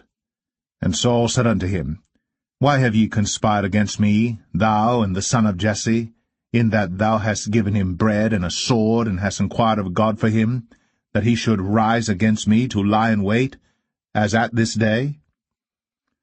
Then Ahimelech answered the king, and said, And who is so faithful among all thy servants as David, which is the king's son-in-law, and goeth at thy bidding, and is honourable in thine house? Did I then begin to inquire of God for him? Be it far from me. Let not the king impute anything unto his servant, nor to all the house of my father, for thy servant knew nothing of all this, less or more. And the king said, Thou shalt surely die, Ahimelech, thou, and all thy father's house. And the king said unto the footmen that stood about him, Turn, and slay the priests of the Lord, because their hand also is with David, and because they knew when he fled, and did not show it to me.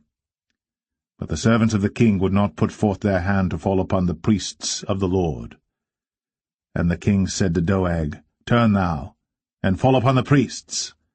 And Doeg the Edomite turned, and he fell upon the priests, and slew on that day 75 persons that did wear a linen ephod. And Nob, the city of the priests, smote he with the edge of the sword both men and women, children and sucklings, and oxen and asses, and sheep, with the edge of the sword. And one of the sons of Ahimelech the son of Ahitub, named Abiathar, escaped, and fled after David. And Abiathar showed David that Saul had slain the Lord's priests. And David said unto Abiathar, I knew it that day when Doeg the Edomite was there, that he would surely tell Saul, I have occasioned the death of all the persons of thy father's house. Abide thou with me. Fear not, for he that seeketh my life seeketh thy life. But with me thou shalt be in safeguard.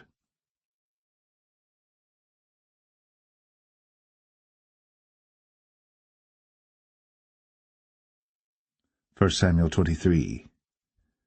Then they told David, saying, Behold, the Philistines fight against Keilah, and they rob the threshing floors.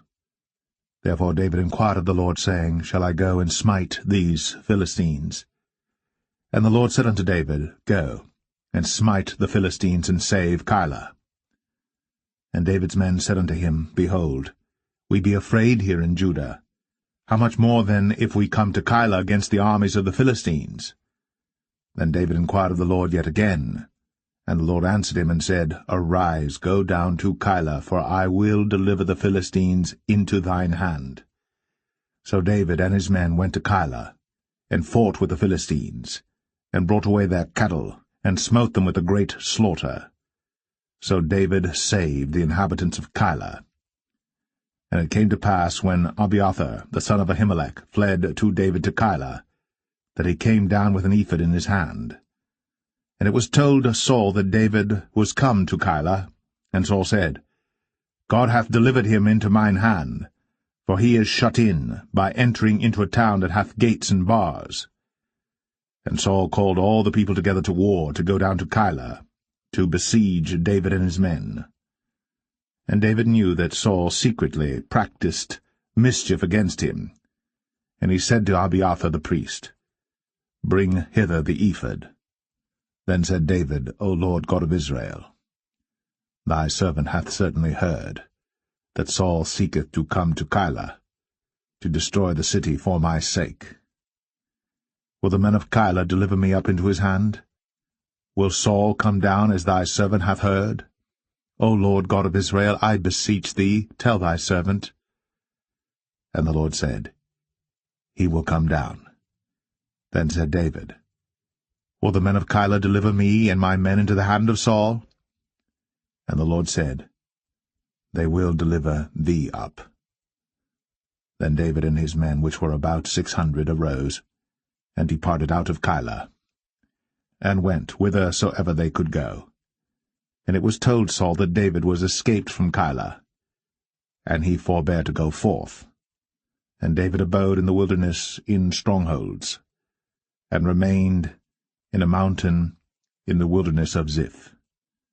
And Saul sought him every day, but God delivered him not into his hand.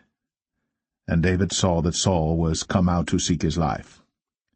And David was in the wilderness of Ziph in a wood. And Jonathan, Saul's son, arose, and went to David into the wood, and strengthened his hand in God. And he said unto him, Fear not, but the hand of Saul my father shall not find thee, and thou shalt be king over Israel, and I shall be next unto thee, and that also Saul my father knoweth. And they two made a covenant before the Lord. And David abode in the wood, and Jonathan went to his house. Then came up the Ziphites to Saul to Gibeah, saying, Doth not David hide himself with us in strongholds in the wood, in the hill of Hachilah, which is on the south of Jeshimon? Now therefore, O king, come down according to all the desire of thy soul to come down, and our part shall be to deliver him into the king's hand. And Saul said, Blessed be ye of the Lord, for ye have compassion on me. Go, I pray you, prepare yet, and know and see his place where his haunt is, and who hath seen him there. For it is told me that he dealeth very subtly. See therefore, and take knowledge of all the lurking places where he hideth himself, and come ye again to me with the certainty, and I will go with you. And it shall come to pass, if he be in the land, that I will search him out throughout all the thousands of Judah. And they arose, and went to Ziph before Saul. But David and his men were in the wilderness of Maon, in the plain, on the south of Jeshimon. Saul also and his men went to seek him. And they told David, wherefore he came down into a rock, and abode in the wilderness of Maon. And when Saul heard that, he pursued after David in the wilderness of Maon. And Saul went on this side of the mountain, and David and his men on that side of the mountain. And David made haste to get away for fear of Saul. For Saul and his men compassed David and his men round about to take them. But there came a messenger unto Saul, saying, Haste thee, and come, for the Philistines have invaded the land. Wherefore Saul returned from pursuing after David, and went against the Philistines. Therefore they called that place Selah Hamalekoth. And David went up from thence, and dwelt in strongholds at En-gedi.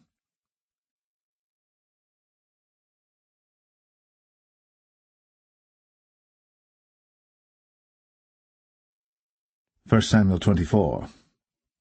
And it came to pass, when Saul was returned from following the Philistines, that it was told him, saying, Behold, David is in the wilderness of En-gedi. Then Saul took 3,000 chosen men out of all Israel, and went to seek David and his men upon the rocks of the wild goats. And he came to the sheepcotes by the way, where was a cave, and Saul went in to cover his feet, and David and his men remained in the sides of the cave. And the men of David said unto him, Behold the day of which the Lord said unto thee, Behold, I will deliver thine enemy into thine hand, that thou mayest do to him as it shall seem good unto thee. Then David arose, and cut off the skirt of Saul's robe privily. And it came to pass afterward that David's heart smote him, because he had cut off Saul's skirt. And he said unto his men, The Lord forbid that I should do this thing unto my master, the Lord's anointed, to stretch forth mine hand against him, seeing he is the anointed of the Lord.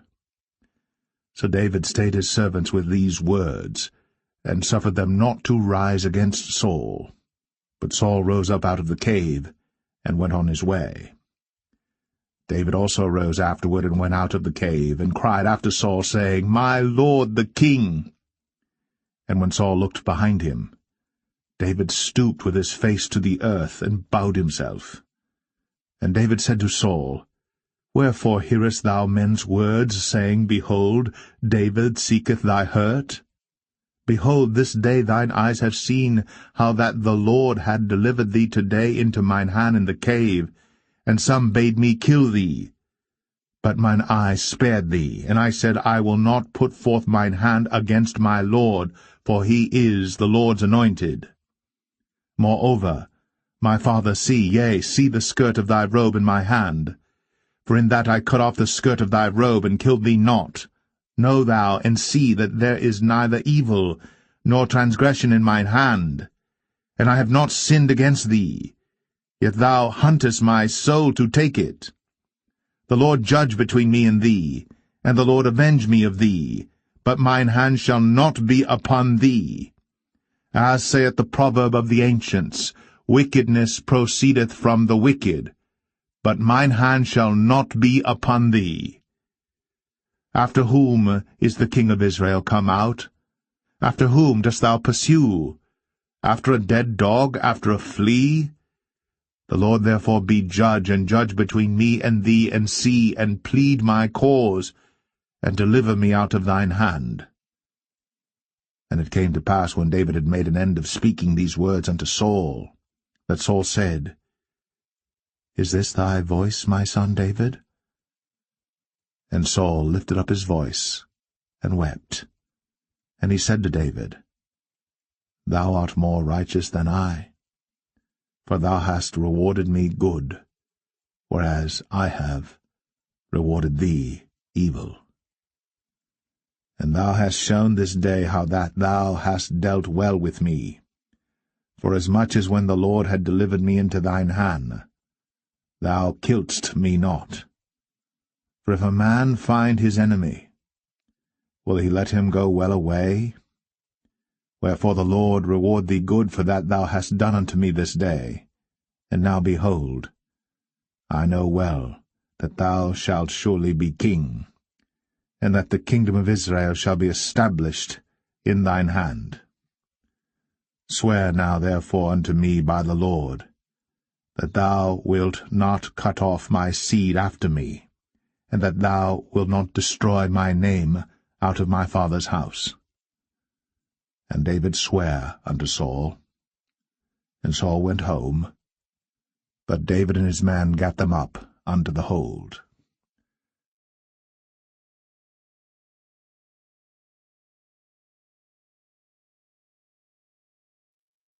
1 Samuel 25.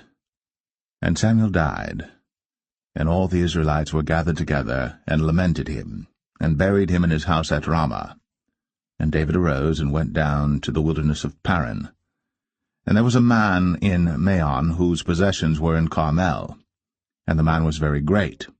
And he had 3,000 sheep and 1,000 goats. And he was shearing his sheep in Carmel. Now the name of the man was Nabal, and the name of his wife Abigail. And she was a woman of good understanding, and of a beautiful countenance.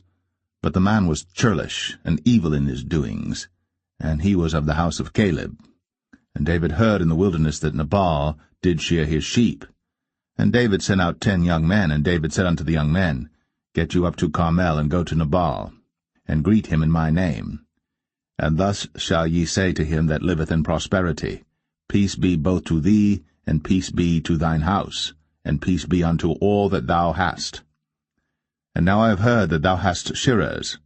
Now thy shepherds which were with us, we hurt them not, neither was there aught missing unto them all the while they were in Carmel. Ask thy young men, and they will show thee. Wherefore let the young men find favour in thine eyes. For we come in a good day. Give, I pray thee, whatsoever cometh to thine hand unto thy servants, and to thy son David.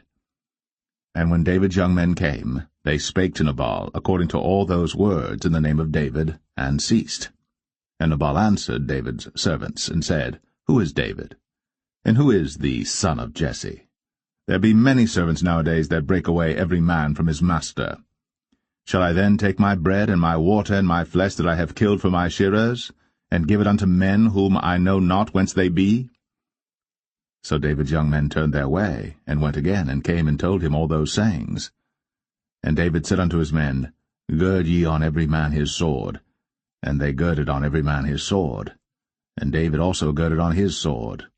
And there went up after David about 400 men, and 200 abode by the stuff. But one of the young men told Abigail, Nabal's wife, saying, Behold, David sent messengers out of the wilderness to salute our master, and he railed on them.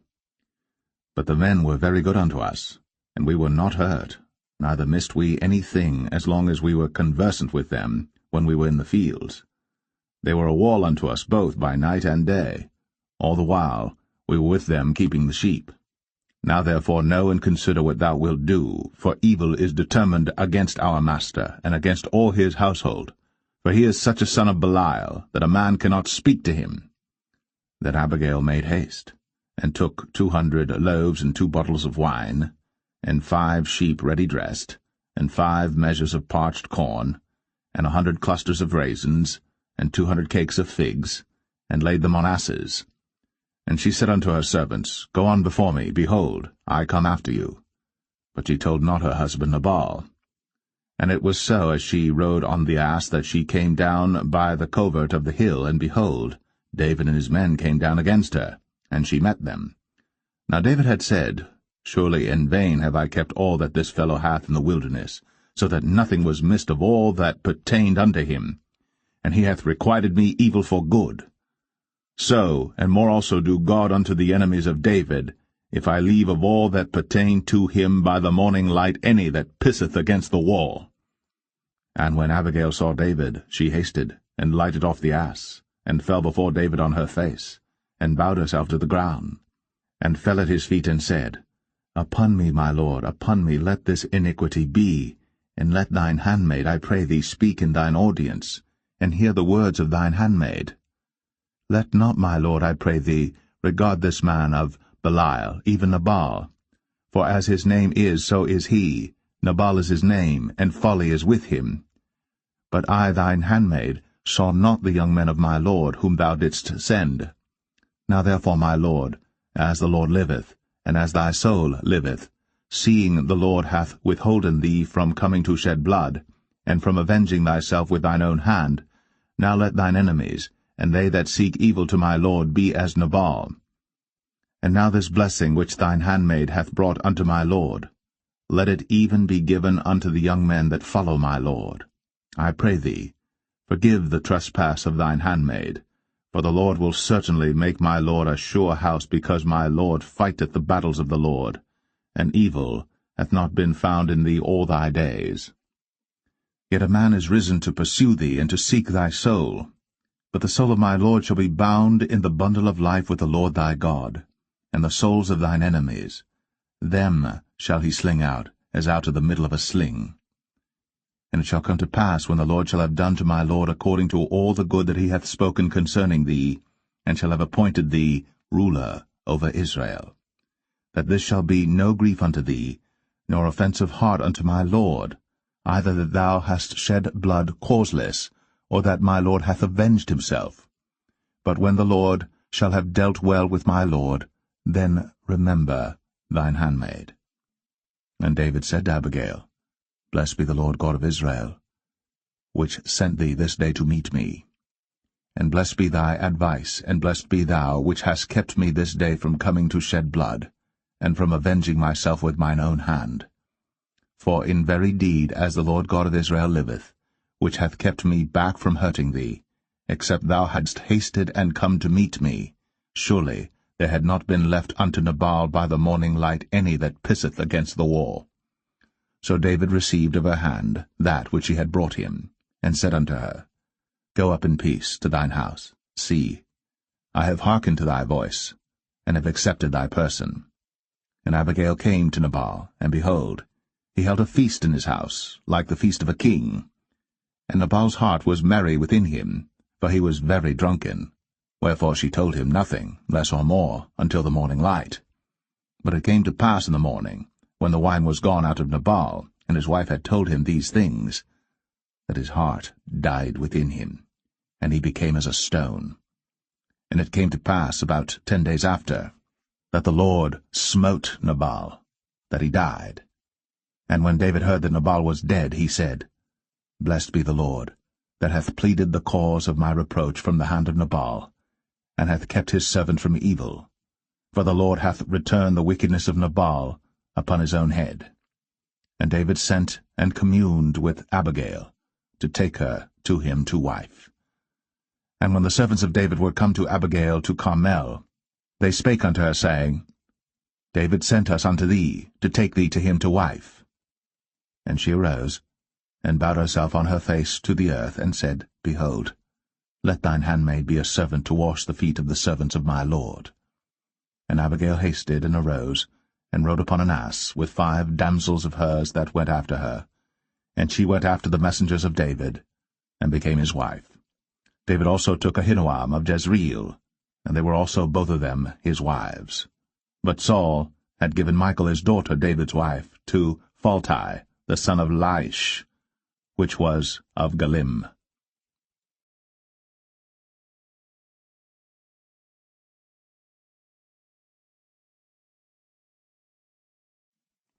1 Samuel 26. And the Ziphites came unto Saul to Gibeah, saying, Doth not David hide himself in the hill of Hachilah, which is before Jeshimon? Then Saul arose, and went down to the wilderness of Ziph, having 3,000 chosen men of Israel with him to seek David in the wilderness of Ziph. And Saul pitched in the hill of Hachilah, which is before Jeshimon, by the way. But David abode in the wilderness, and he saw that Saul came after him into the wilderness. David therefore sent out spies, and understood that Saul was come in very deed. And David arose, and came to the place where Saul had pitched. And David beheld the place where Saul lay, and Abner the son of Ner, the captain of his host. And Saul lay in the trench, and the people pitched round about him. Then answered David, and said to Ahimelech the Hittite, and to Abishai, the son of Zeruiah, brother to Joab, saying, Who will go down with me to Saul to the camp? And Abishai said, I will go down with thee.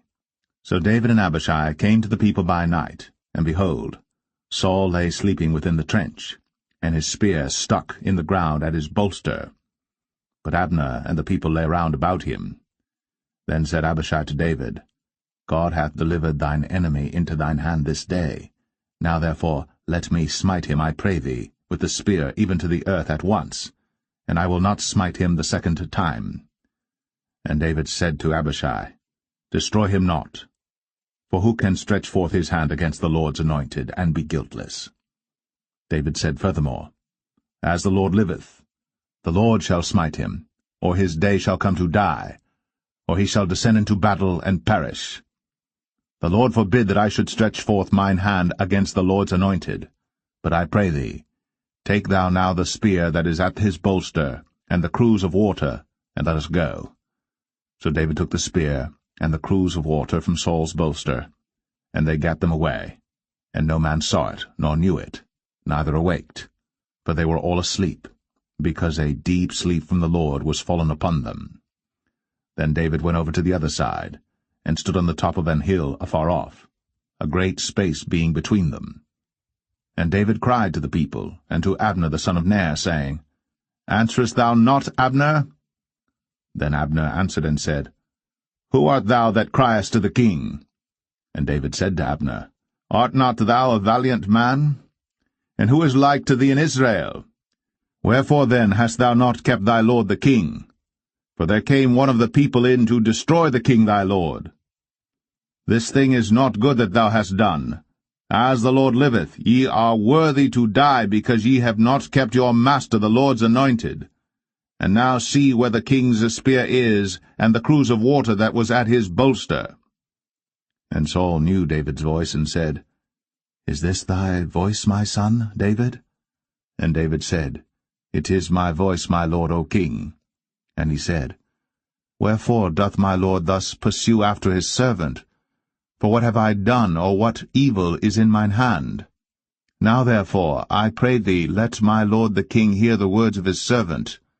If the Lord have stirred thee up against me, let him accept an offering. But if they be the children of men, cursed be they before the Lord, for they have driven me out this day from abiding in the inheritance of the Lord, saying, Go serve other gods. Now therefore, let not my blood fall to the earth before the face of the Lord. For the king of Israel is come out to seek a flea, as when one doth hunt a partridge in the mountains. Then said Saul, I have sinned. Return, my son David. For I will no more do thee harm, because my soul was precious in thine eyes this day. Behold, I have played the fool, and have erred exceedingly. And David answered and said, Behold the king's spear, and let one of the young men come over and fetch it. The Lord render to every man his righteousness and his faithfulness. For the Lord delivered thee into my hand today.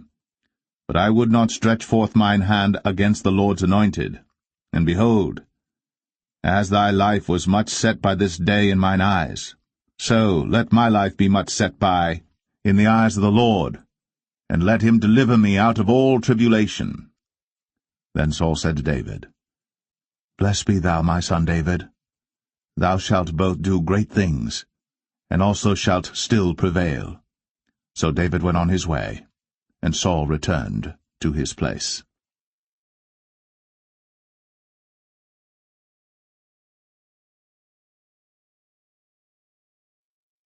1 Samuel 27. And David said in his heart, I shall now perish one day by the hand of Saul. There is nothing better for me than that I should speedily escape into the land of the Philistines, and Saul shall despair of me, to seek me any more in any coast of Israel. So shall I escape out of his hand. And David arose, and he passed over with the 600 men that were with him unto Achish, the son of Maoch, king of Gath. And David dwelt with Achish at Gath, he and his men, every man with his household, even David with his 2 wives, Ahinoam the Jezreelitess, and Abigail the Carmelitess, Nabal's wife. And it was told Saul that David was fled to Gath, and he sought no more again for him. And David said unto Achish, If I have now found grace in thine eyes, let them give me a place in some town in the country, that I may dwell there. For why should thy servant dwell in the royal city with thee? Then Achish gave him Ziklag that day. Wherefore Ziklag pertaineth unto the kings of Judah unto this day. And the time that David dwelt in the country of the Philistines was a full year and 4 months. And David and his men went up, and invaded the Geshurites, and the Gezrites, and the Amalekites. For those nations were of old the inhabitants of the land, as thou goest to Shur, even unto the land of Egypt. And David smote the land, and left neither man nor woman alive, and took away the sheep and the oxen, and the asses, and the camels, and the apparel, and returned and came to Achish. And Achish said, Whither have ye made a road today? And David said, Against the south of Judah, and against the south of the Jerahmeelites, and against the south of the Kenites. And David saved neither man nor woman alive, to bring tidings to Gath, saying, Lest they should tell on us, saying, So did David, and so will be his manner all the while he dwelleth in the country of the Philistines. And Achish believed David, saying, He hath made his people Israel utterly to abhor him. Therefore he shall be my servant for ever.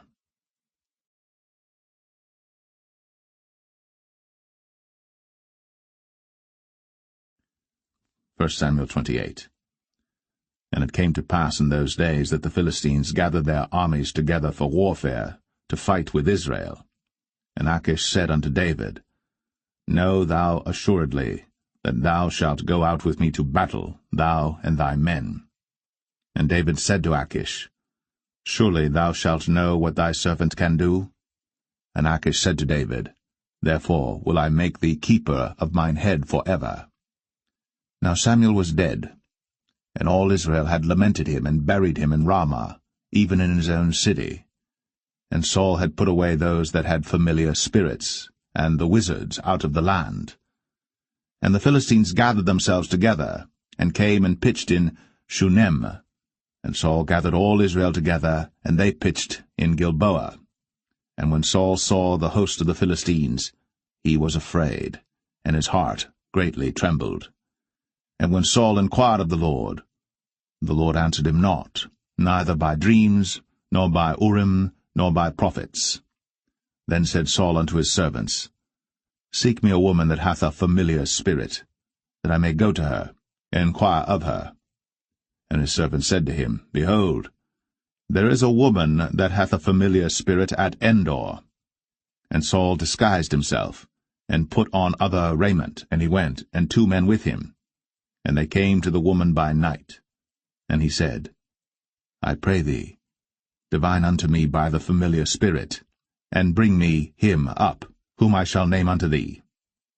And the woman said unto him, Behold, thou knowest what Saul hath done, how he hath cut off those that have familiar spirits and the wizards out of the land?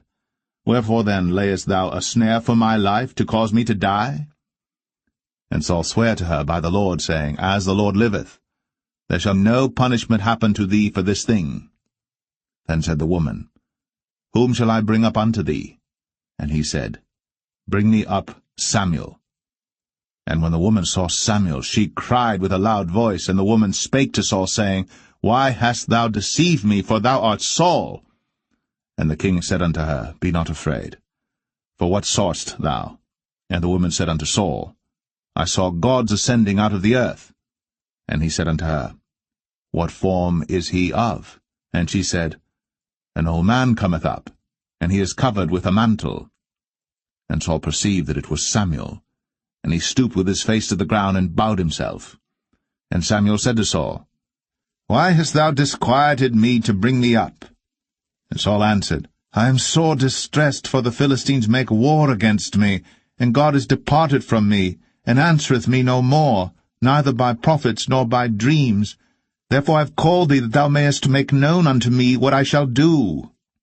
Then said Samuel, Wherefore then dost thou ask of me, seeing the Lord is departed from thee, and is become thine enemy? And the Lord hath done to him as he spake by me.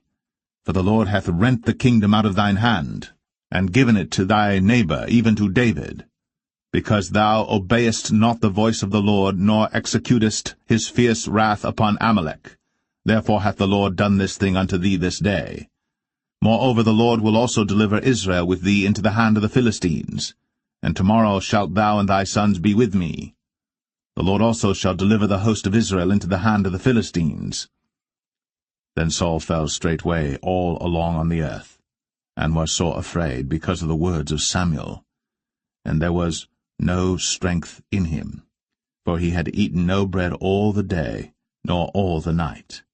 And the woman came unto Saul, and saw that he was sore troubled, and said unto him, Behold, thine handmaid hath obeyed thy voice, and I have put my life in my hand, and have hearkened unto thy words which thou spakest unto me.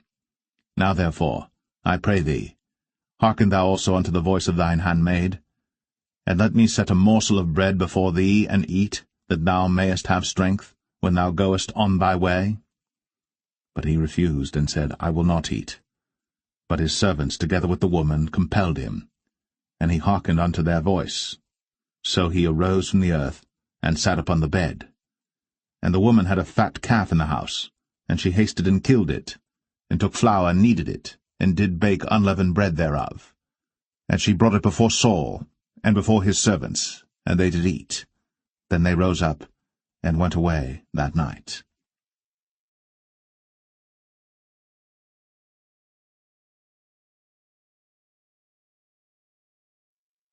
1 Samuel 29. Now the Philistines gathered together all their armies to Aphek, and the Israelites pitched by a fountain which is in Jezreel. And the lords of the Philistines passed on by hundreds and by thousands, but David and his men passed on in the rearward with Achish. Then said the princes of the Philistines, What do these Hebrews here? And Achish said unto the princes of the Philistines, Is not this David the servant of Saul the king of Israel, which hath been with me these days, or these years? And I have found no fault in him since he fell unto me unto this day. And the princes of the Philistines were wroth with him. And the princes of the Philistines said unto him, Make this fellow return, that he may go again to his place, which thou hast appointed him. And let him not go down with us to battle, lest in the battle he be an adversary to us. For wherewith should he reconcile himself unto his master? Should it not be with the heads of these men? Is not this David, of whom they sang one to another in dances, saying, Saul slew his thousands, and David his 10,000s? Then Achish called David and said unto him, Surely as the Lord liveth, thou hast been upright, and thy going out and thy coming in with me in the host is good in my sight. For I have not found evil in thee since the day of thy coming unto me unto this day. Nevertheless the Lord's favour thee not. Wherefore now return and go in peace, that thou displease not the lords of the Philistines. And David said unto Achish, But what have I done? And what hast thou found in thy servant so long as I have been with thee unto this day, that I may not go fight against the enemies of my lord the king? And Achish answered and said to David, I know that thou art good in my sight, as an angel of God. Notwithstanding the princes of the Philistines have said, He shall not go up with us to the battle. Wherefore now rise up early in the morning with thy master's servants that are come with thee, and as soon as ye be up early in the morning and have light, depart. So David and his men rose up early to depart in the morning, to return into the land of the Philistines. And the Philistines went up to Jezreel.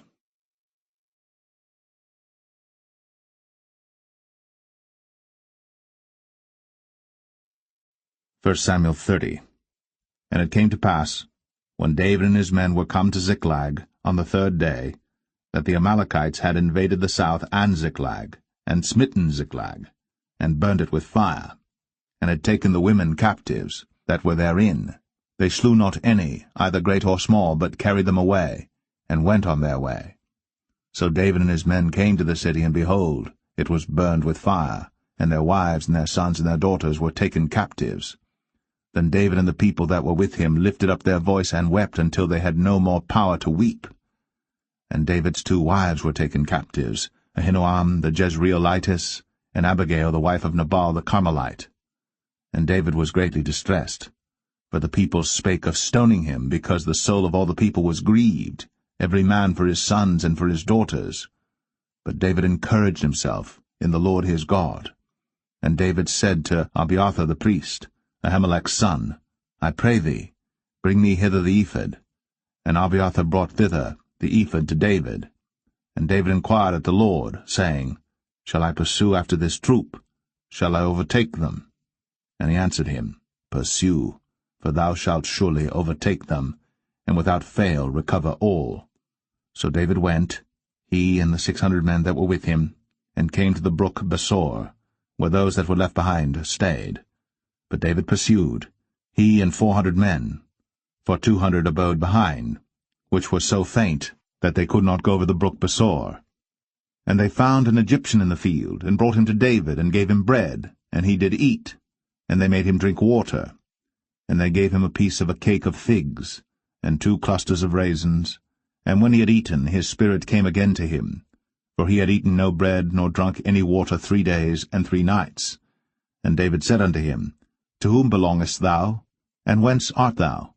And he said, I am a young man of Egypt, servant to an Amalekite, and my master left me because 3 days agone I fell sick.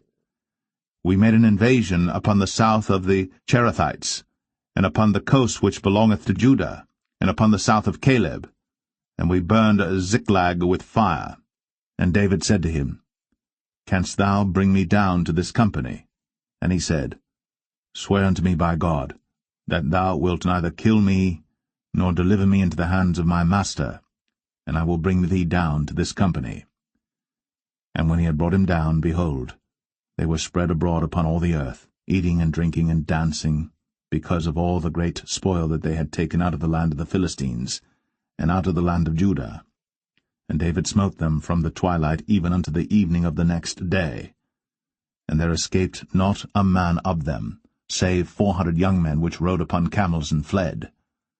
And David recovered all that the Amalekites had carried away, and David rescued his 2 wives. And there was nothing lacking to them, neither small nor great, neither sons nor daughters, neither spoil nor anything that they had taken to them. David recovered all.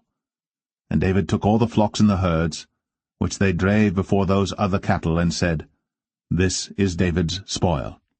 And David came to the 200 men, which were so faint that they could not follow David, whom they had made also to abide at the brook Besor. And they went forth to meet David, and to meet the people that were with him. And when David came near to the people, he saluted them. Then answered all the wicked men and men of Belial, of those that went with David, and said, Because they went not with us, we will not give them aught of the spoil that we have recovered, save to every man his wife and his children, that they may lead them away and depart.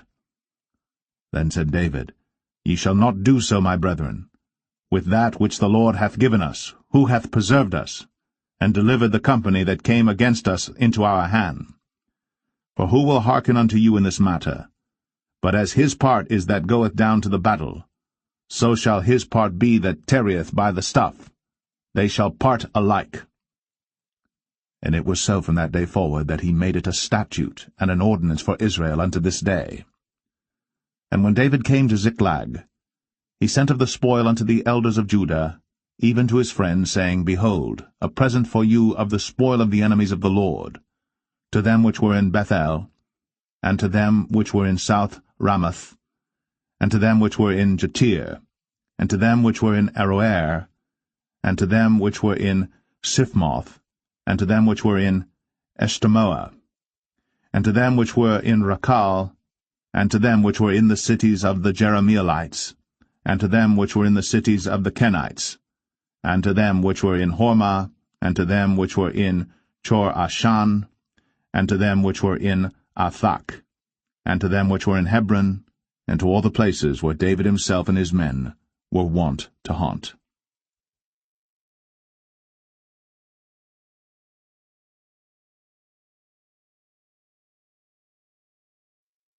1 Samuel 31. Now the Philistines fought against Israel, and the men of Israel fled from before the Philistines, and fell down slain in Mount Gilboa. And the Philistines followed hard upon Saul and upon his sons. And the Philistines slew Jonathan, and Abinadab, and Malchishua, Saul's sons. And the battle went sore against Saul, and the archers hit him, and he was sore wounded of the archers. Then said Saul unto his armor-bearer, Draw thy sword, and thrust me through therewith, lest these uncircumcised come and thrust me through and abuse me. But his armor-bearer would not, for he was sore afraid. Therefore Saul took a sword, and fell upon it. And when his armor-bearer saw that Saul was dead, he fell likewise upon his sword, and died with him. So Saul died, and his 3 sons, and his armor-bearer, and all his men, that same day together. And when the men of Israel that were on the other side of the valley, and they that were on the other side, Jordan, saw that the men of Israel fled, and that Saul and his sons were dead, they forsook the cities and fled. And the Philistines came and dwelt in them. And it came to pass on the morrow, when the Philistines came to strip the slain, that they found Saul and his 3 sons fallen in Mount Gilboa. And they cut off his head, and stripped off his armor, and sent into the land of the Philistines round about to publish it in the house of their idols, and among the people. And they put his armor in the house of Ashtoreth, and they fastened his body to the wall of Bethshan. And when the inhabitants of Jabesh-Gilead heard of that which the Philistines had done to Saul, all the valiant men arose, and went all night, and took the body of Saul, and the bodies of his sons from the wall of Bethshan, and came to Jabesh, and burnt them there. And they took their bones, and buried them under a tree at Jabesh, and fasted 7 days.